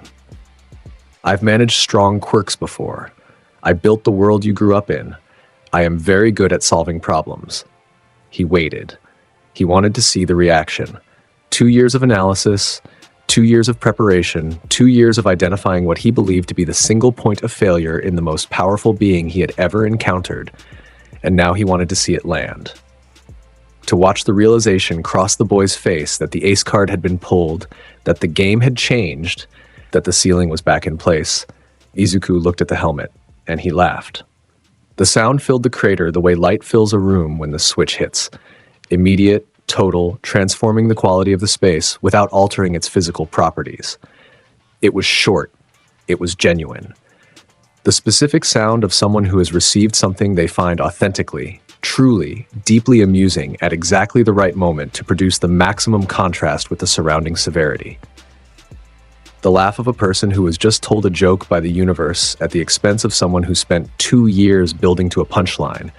It cut through the burning district and the silence of the army at the perimeter and the hum of news drones above and landed on AFO like a physical blow, because the expected reaction was fear or concern or, at minimum, the acknowledgement that a prepared counter required recalculation. The laugh communicated something worse than any of those things. It communicated irrelevance. The helmet, the ace, the preparation, the 2 years of analysis and engineering was, to the boy at the crater's edge, a joke. A good one. The kind you laugh at once and then move on from. The news drones captured it. The clip would be shared for the rest of the decade. The specific frame, Izuku Midoriya standing at the edge of destruction, head tilted back slightly, laughing. Brief, warm, real, at the most dangerous being on the planet. Every version of the clip that circulated afterward would carry the same energy. This is the moment everyone watching understood that the fight was already over. The outcome decided in a laugh rather than a blow.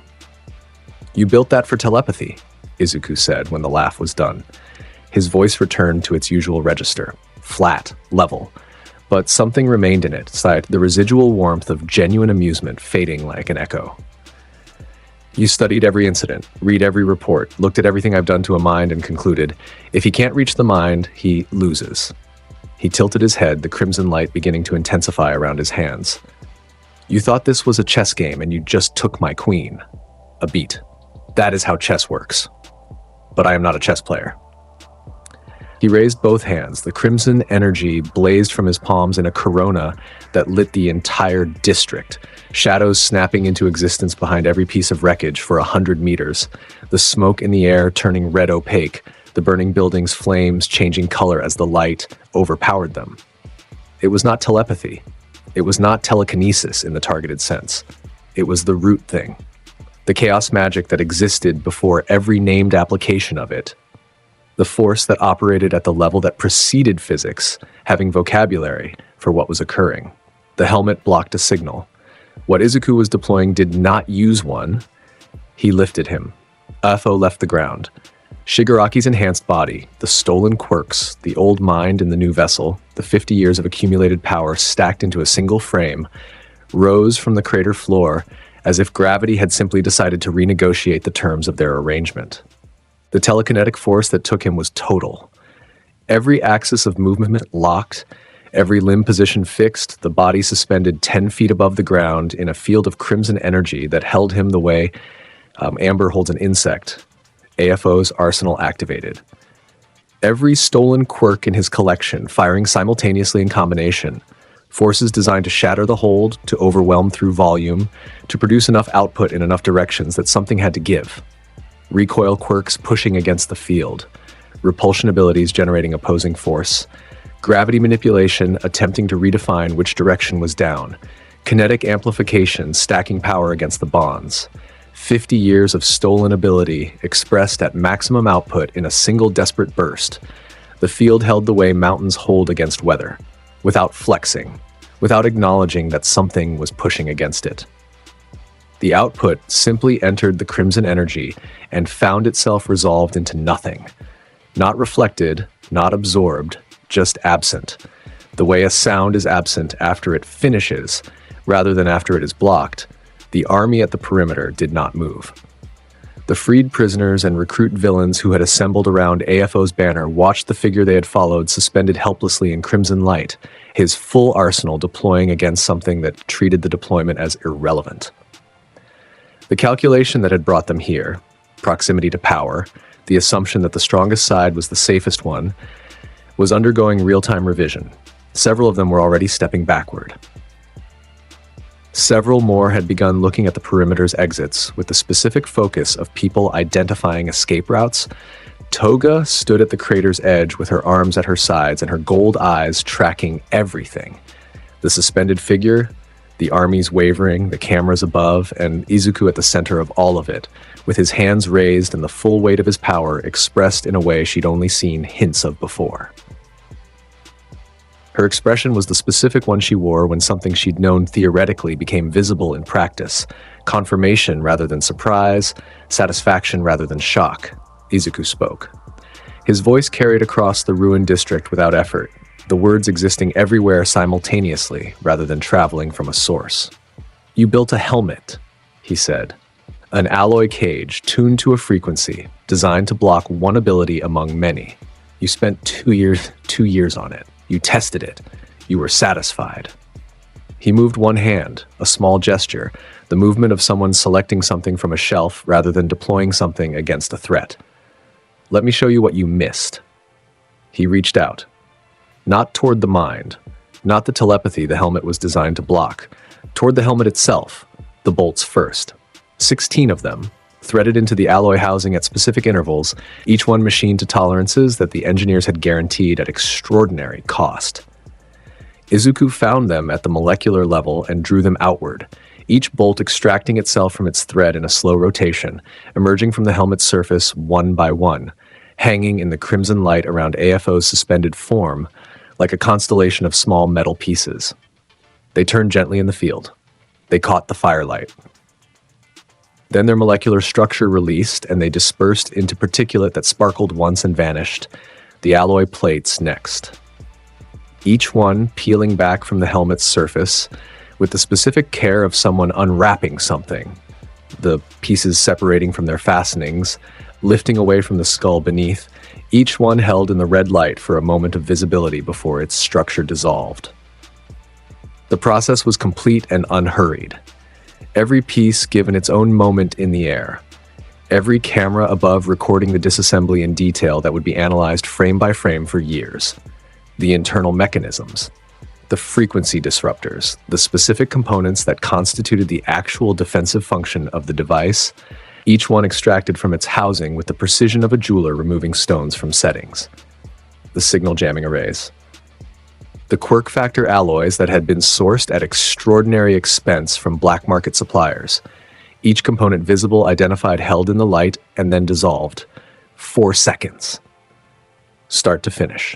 2 years of preparation and engineering and expense undone in 4 seconds by someone who didn't need to target the mind when the helmet was made of matter, and matter was the first thing he had ever learned to command. The helmet stopped existing. AFO's face was exposed. Shigaraki's features wearing an expression that didn't belong to them. Something old and afraid showing through the borrowed face. Something that had been hidden for a very long time, suddenly finding itself visible under lights it couldn't control. The composure that had characterized every word he'd spoken was gone. What remained was raw, the first honest thing his expression had offered since he took the body. The helmet was a symptom, Izuku said, already moving forward, both hands working, the energy intensifying around his frame. You diagnosed the wrong problem. You looked at what I do to minds and thought that was the dangerous part. But the mind thing is one application among many.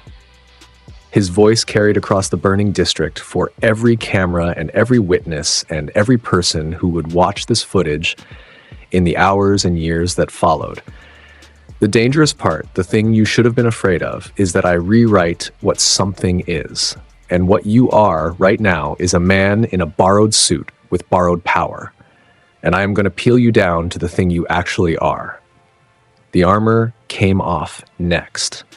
Every piece of protective equipment on Shigaraki's enhanced body, the reinforced plating across the chest and shoulders, the impact absorption layers integrated into the frame, the quirk amplification hardware grafted to the forearms and spine, all of it identified, separated from its fastenings at the molecular level, lifted away from the body in pieces that hung in the crimson field like components of an exploded diagram.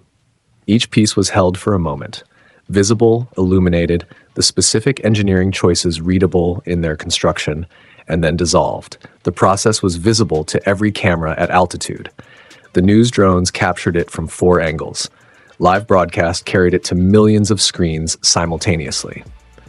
The visual, a figure suspended in red light, being methodically stripped of everything that made it threatening, layer by layer, piece by piece, this by a teenage boy standing 50 meters below, with his hands raised and an expression that held zero urgency, because urgency would suggest there was something to rush toward. Then the quirks. One by one, the stolen abilities in AFO's arsenal went silent. This was the subtlest part, invisible to the cameras, felt only by the man suspended above and the boy working below. Each quirk required specific conditions for its expression, a certain neural pathway, a certain cellular environment, a certain relationship between the ability and the physics around it. Izuku reached into the reality surrounding each quirk and changed the conditions, made the environment inhospitable, not by attacking the quirk itself, that was AFO's domain, the theft and the holding, but by altering what the quirk existed inside of, the way you extinguish fire by removing what feeds it rather than by striking the flame. The first quirk went silent, then the second, then a cascade, abilities that depended on adjacent quirks for activation, finding those adjacencies broken, combination effects collapsing as their component parts lost the ability to interact. 50 years of accumulated power, the life's work of the most prolific ability thief in history, going mute in sequence while the man who held them all felt each absence like a tooth being pulled. AFO's mouth opened. For the first time in this exchange, for the first time perhaps in decades, a sound emerged from him that was involuntary. A choked noise that wanted to be a word but couldn't find the shape of one. The experience of losing quirks, of having abilities he'd held for years suddenly become inert inside him, was something he had inflicted on others thousands of times and never felt himself. The sensation was new. New was, for a being of his age and experience, the closest thing to terrifying that existed. Then the physical augmentations, the enhanced musculature grafted to Shigaraki's frame, years of commission-level medical work, the body rebuilt as infrastructure for its intended occupant. Izuku located each augmentation and reversed it.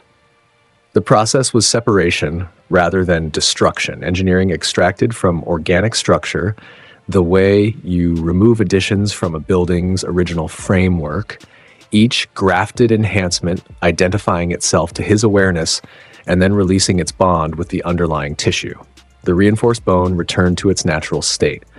The enhanced muscle fiber reverted to standard human specification. The nervous system modifications that allowed faster than normal response times unwound themselves. The frame in the crimson field reduced. The imposing silhouette of Shigaraki's enhanced body, the weapon AFO had spent years building and then occupied, diminished as each augmentation departed. What remained when the process completed was smaller, lighter, ordinary in its proportions. A young man's body with a young man's dimensions. The container without any of the additions that had made it formidable, Izuku lowered him to the ground. The descent was slow, controlled. The crimson restraints held, but the altitude decreased, bringing the stripped figure back to the crater floor with the specific care that characterized everything Izuku did. Care that was not gentleness, but the absence of waste. The economy of someone who had decided exactly what this moment was and was executing it at its intended weight. AFO's feet touched the ground. His knees buckled. The body's reduced state unable to hold itself upright under the combined weight of physical diminishment and whatever was happening inside the man's awareness as he processed the totality of what had been taken. He went to his knees in the crater, his hands on the rubble at his sides, Shigaraki's face wearing an expression that the original occupant had never produced, the look of something ancient and afraid without resource. Izuku walked forward. Across the 50 meters of open ground between the edge and the center through smoke and debris, and the specific quality of light that came from buildings burning around them. He walked with the same pace he'd maintained since entering the district, unhurried, each step carrying the same weight as the last, the crimson energy trailing from his frame like something ceremonial. He stopped in front of the kneeling figure. Crouched. Brought himself to eye level with the face that wore Shigaraki's features and held something else entirely behind them. The proximity was close enough to see everything, every micro-expression, every tremor, the specific way the eyes moved when something behind them was trying to find purchase and failing. "You said yes," Izuku said. His voice was quiet. The kind of quiet that carries further than volume because it demands attention rather than producing it. The words cut through the ambient sound of the burning district, the distant sirens, the settling rubble, the hum of news drones, and existed in a space that belonged only to the two of them. One word on a secure line while my mother was crying in the car. 4 years old. A doctor's office. An x-ray of my foot, and a lie about a joint. He held the gaze, the red light from his eyes reflected in the surface of the eyes in front of him, the light of something that had been born in a tank and raised in pain meeting the gaze of the thing that put it there. "You said yes, like you were confirming a delivery schedule." AFO's mouth moved. Words tried to form. Whatever they were. Justification, defiance, the reflex of a personality that had spent a century framing its own actions as necessity, they failed to emerge. The voice that had commanded armies and directed history found itself unable to produce sound against the weight of the boy in front of it. "I'm going to leave you intact," Izuku said. "Your mind stays, your awareness stays. You get to keep every memory, every thought, every piece of yourself that makes you a person who remembers." He leaned closer. "You're going to live in a cell. You're going to be conscious every day in that cell. And every day, you're going to know that the thing you said yes to walked out of your facility when it was 14 years old, walked through everything you built to stop it and found you, and took everything from you the way you took everything from it, except the part that hurts most to keep." He stood up. He looked at the cameras. One long, direct look. Not performance, not posturing, but acknowledgement. The acknowledgement of a boy who spent 4 years inside glass, being treated as invisible, making sure that everyone who needed to see this saw it, making sure the record was complete, making sure that when the history of this moment was written, it contained his face and his power and the absolute fact of what had happened and who had done it. The restraints held AFO's diminished form against the crater floor. The crimson bonds wrapped around him in layers that nothing remaining in his possession could counter. Every quirk silenced, every augmentation removed. Nothing left but a very old mind in a very ordinary body held in place by something that did not need his cooperation to persist. The commissioned transport arrived in 8 minutes. 3 armored vehicles and 2 support helicopters converging on the crater with the specific energy of institutions arriving after the crisis was resolved and attempting to look necessary. The personnel who emerged moved with the particular body language of people processing a scene that didn't match their briefing. They had been dispatched to a combat situation and found an aftermath instead. The threat contained, the environment secured, the work already done. They collected AFO from the restraints with the specific caution of people handling something they knew was dangerous and could see was helpless and still couldn't fully reconcile the 2 observations. The army at the perimeter had largely dispersed, some surrendering to the perimeter teams the commission had deployed, some scattering into the ruined streets, none of them constituting a threat in the absence of the being that had organized them. The district settled into the particular quality of silence that follows enormous events. The quiet that isn't really quiet, but is the absence of the thing that made everything loud. Toga appeared at his shoulder. She moved from the crater's edge where she had been standing through the entire engagement, watching, holding position, her knives unused, her role tonight having been presence rather than participation. She was in her real face, gold eyes carrying the specific brightness of someone who just witnessed something that exceeded their already extraordinary frame of reference. "That was the most incredible thing I've ever seen," she said. "You've seen a lot," he said. This was better. She bumped her shoulder against his, her real self, the gold eyes and the sharp grin and the complete confidence of a person who was exactly where she chose to be and felt nothing in that choice that resembled doubt. "It's over," he breathed. The actual kind. Full, releasing, the breath of someone who had been carrying something heavy for a very long time and just set it on the ground. He felt the weight depart. He felt the space it left. He looked at the sky above the ruined district. Actual blue, past the smoke. Clear in the way that a day is clear when it is decided to be ordinary regardless of what has happened beneath it. "Yeah," he said, "it's over." She reached out and took his hand. Her fingers found his, warm, certain, the grip of someone who had decided this was happening and was already comfortable with the decision by the time her hand made contact.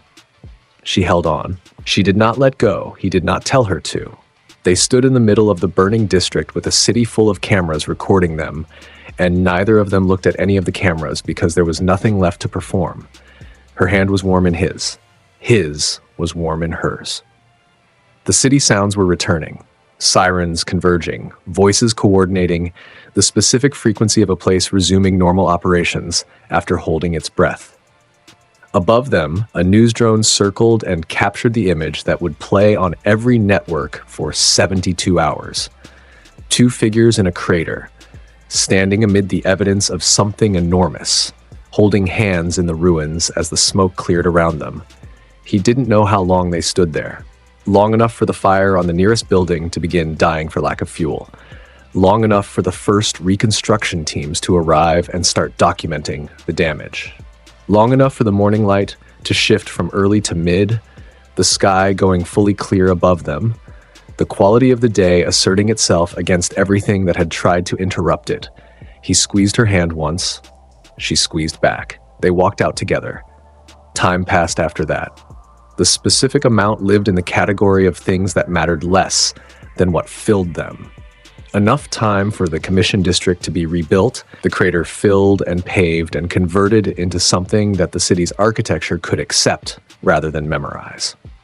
Enough time for the name Izuku Midoriya to move from classified files through public awareness into the specific cultural position of something the entire country understood. A presence that existed at the top of the hero ranking less as a participant and more as a definition of its upper boundary. Enough time for the warehouse to get too small and for the waterfront to get too loud, and for the stray cats to multiply beyond the capacity of any reasonable living space. Enough time for a move, a proper one, to a building they chose together, with rooms that had windows and a rooftop they converted into a terrace because both of them needed sky above them and always had. Enough time for the distance between Izuku and Himiko Toga to close in the way that distances close between two people who stop pretending the closing is accidental. It didn't happen in a single moment. It happened in accumulation. In the geometry of who reached first and who held on longer and who said things at the end of the evening that carried more weight than the words themselves. In the morning routines that merged without discussion. In the shared space that stopped being shared and started being singular. In the first time she kissed him. In the kitchen, on a morning where nothing special was happening, between one sentence and the next, because the moment had simply arrived and she had never been someone who waited for invitations. Enough time for all of that. The terrace they built on top of the building was small. Enough room for a grill and 2 chairs and a railing you could lean on and see the city from the port on the left to the school districts on the right. It caught afternoon light in late summer, the way certain rooftops do when they face the right direction, and the warmth it held in the hours between 3 and 6 was the kind that made you forget time was passing. He was standing at the grill in ordinary clothes, black jeans, a plain shirt, the kind of outfit that belonged to someone who had nowhere they needed to be and was entirely comfortable with that fact. His hands were doing the ordinary work of managing heat and timing, and the specific art of knowing when something is ready by feel rather than measurement. The crimson energy was present. It was always present, had been part of him since he was 14, would be part of him for the rest of whatever his life became, but it rested low, barely visible. A warmth that existed at the same level as body heat, constant, ambient, felt rather than seen. The light equivalent of a heartbeat at rest. He was smiling. The real kind. The kind that happened when the face produced it from the inside rather than the outside, when the muscles moved because something genuine was happening, rather than because a situation demanded their arrangement. The smile of a person who was exactly where they wanted to be, doing exactly what they wanted to do in the company of exactly the people who mattered. This was the best version of the expression his face had ever produced, and nobody was observing it except the late afternoon light and the city below. Below the terrace, in the cleared area, they had converted from storage into something with actual sunlight and actual room, and the specific feeling of a space designed for living rather than surviving. Toga was playing with their children. She was terrible at sitting still. She'd always been terrible at sitting still, and she had never made any effort to improve.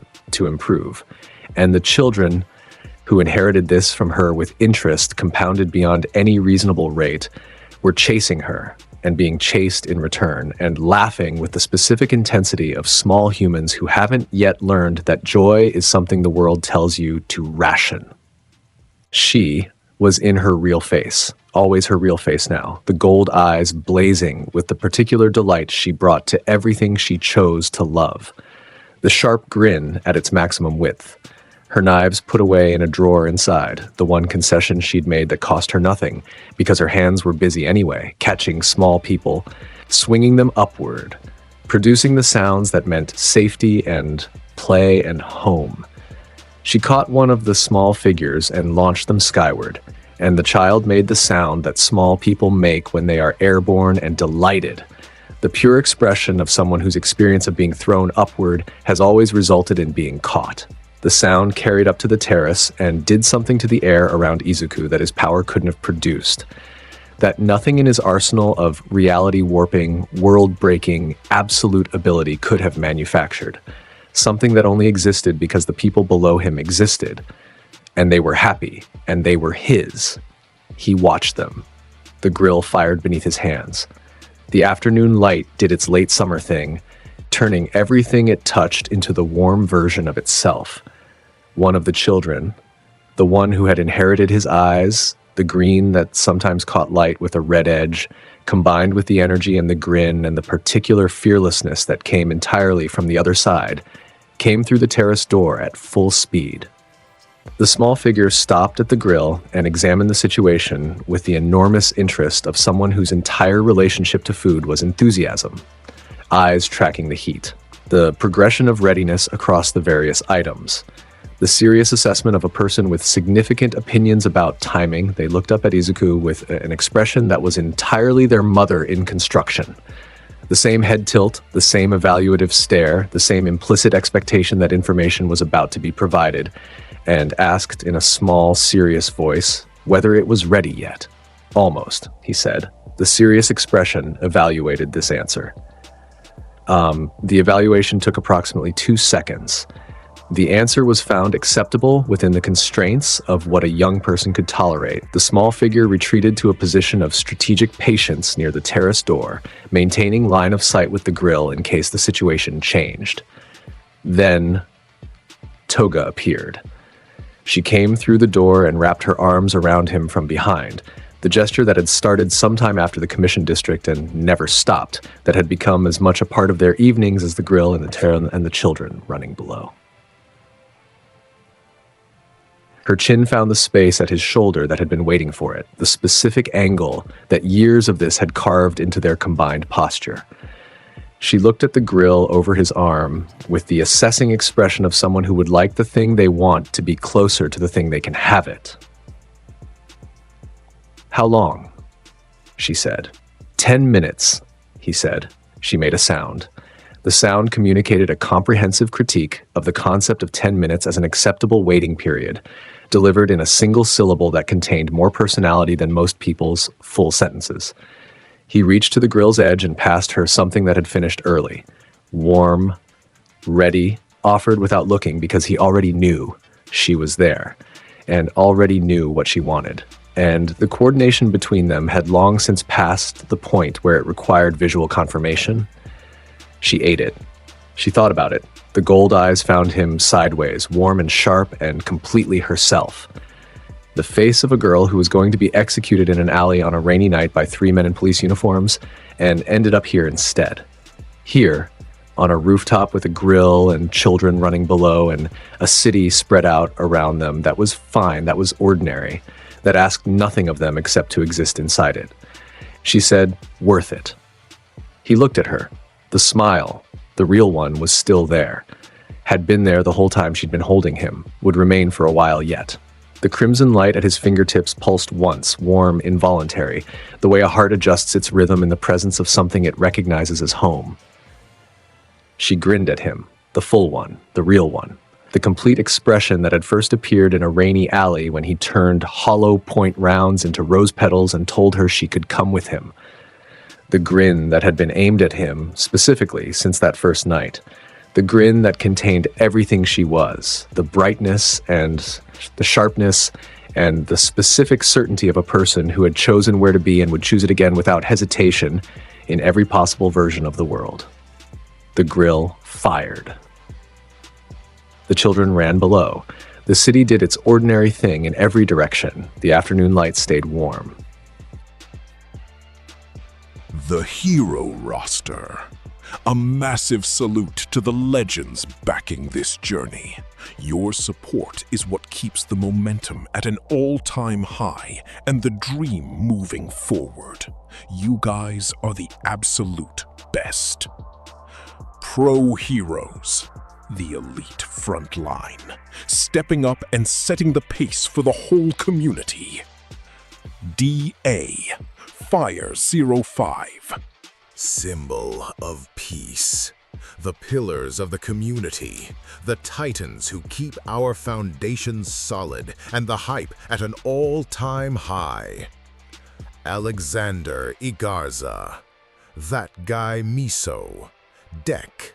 Lydell Scott Jr., James Martin, Victor Laroux, Rune Brokstad, Ariuse Bryant, Jonah Wheeler, T-Mac, XXHJRX3A7XX, Hyperbeams, Michael Murphy, Grand Region Kell, Sin Hunter, Logan Bland, Alexander Johannes, Alex Morgan, Ray Various, That Other Guy Too, Chad Reynolds, T. Mackie 68 Rimuru, A. Zetros, Dweller of the Deepest Depths, Lone Wolf, Jacob Ropes, Bully Maguire Shadow, Rathakit Thitiratnanthakul, Neostar Productions,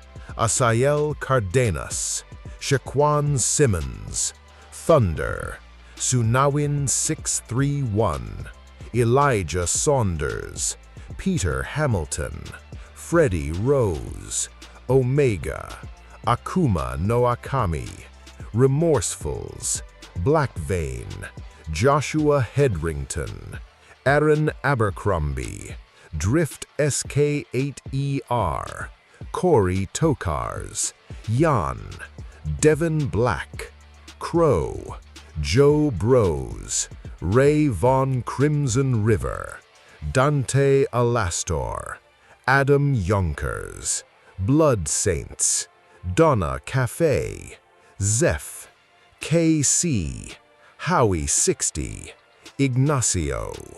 Hope of the universe, the ultimate guardians, celestial tier supporters whose impact literally shines across the galaxy. Void Rot, Chaos Umbre, Noroi Uzumaki Uchiha, Tyshawn Palmer, Coldbane 4, The Maniac 563, Debs, LS Morningstar, Marl, Spintown, I Shoot X50, Greg Green, James, Q Honyen Thompson, Juan, and Zeno KJ. Thanks for watching this epic what-if story. If you enjoyed Deku's incredible journey from broken to unstoppable, make sure to like, comment, and subscribe for more powerful anime what-ifs. Turn on notifications so you never miss the next one. We've got more fire coming your way.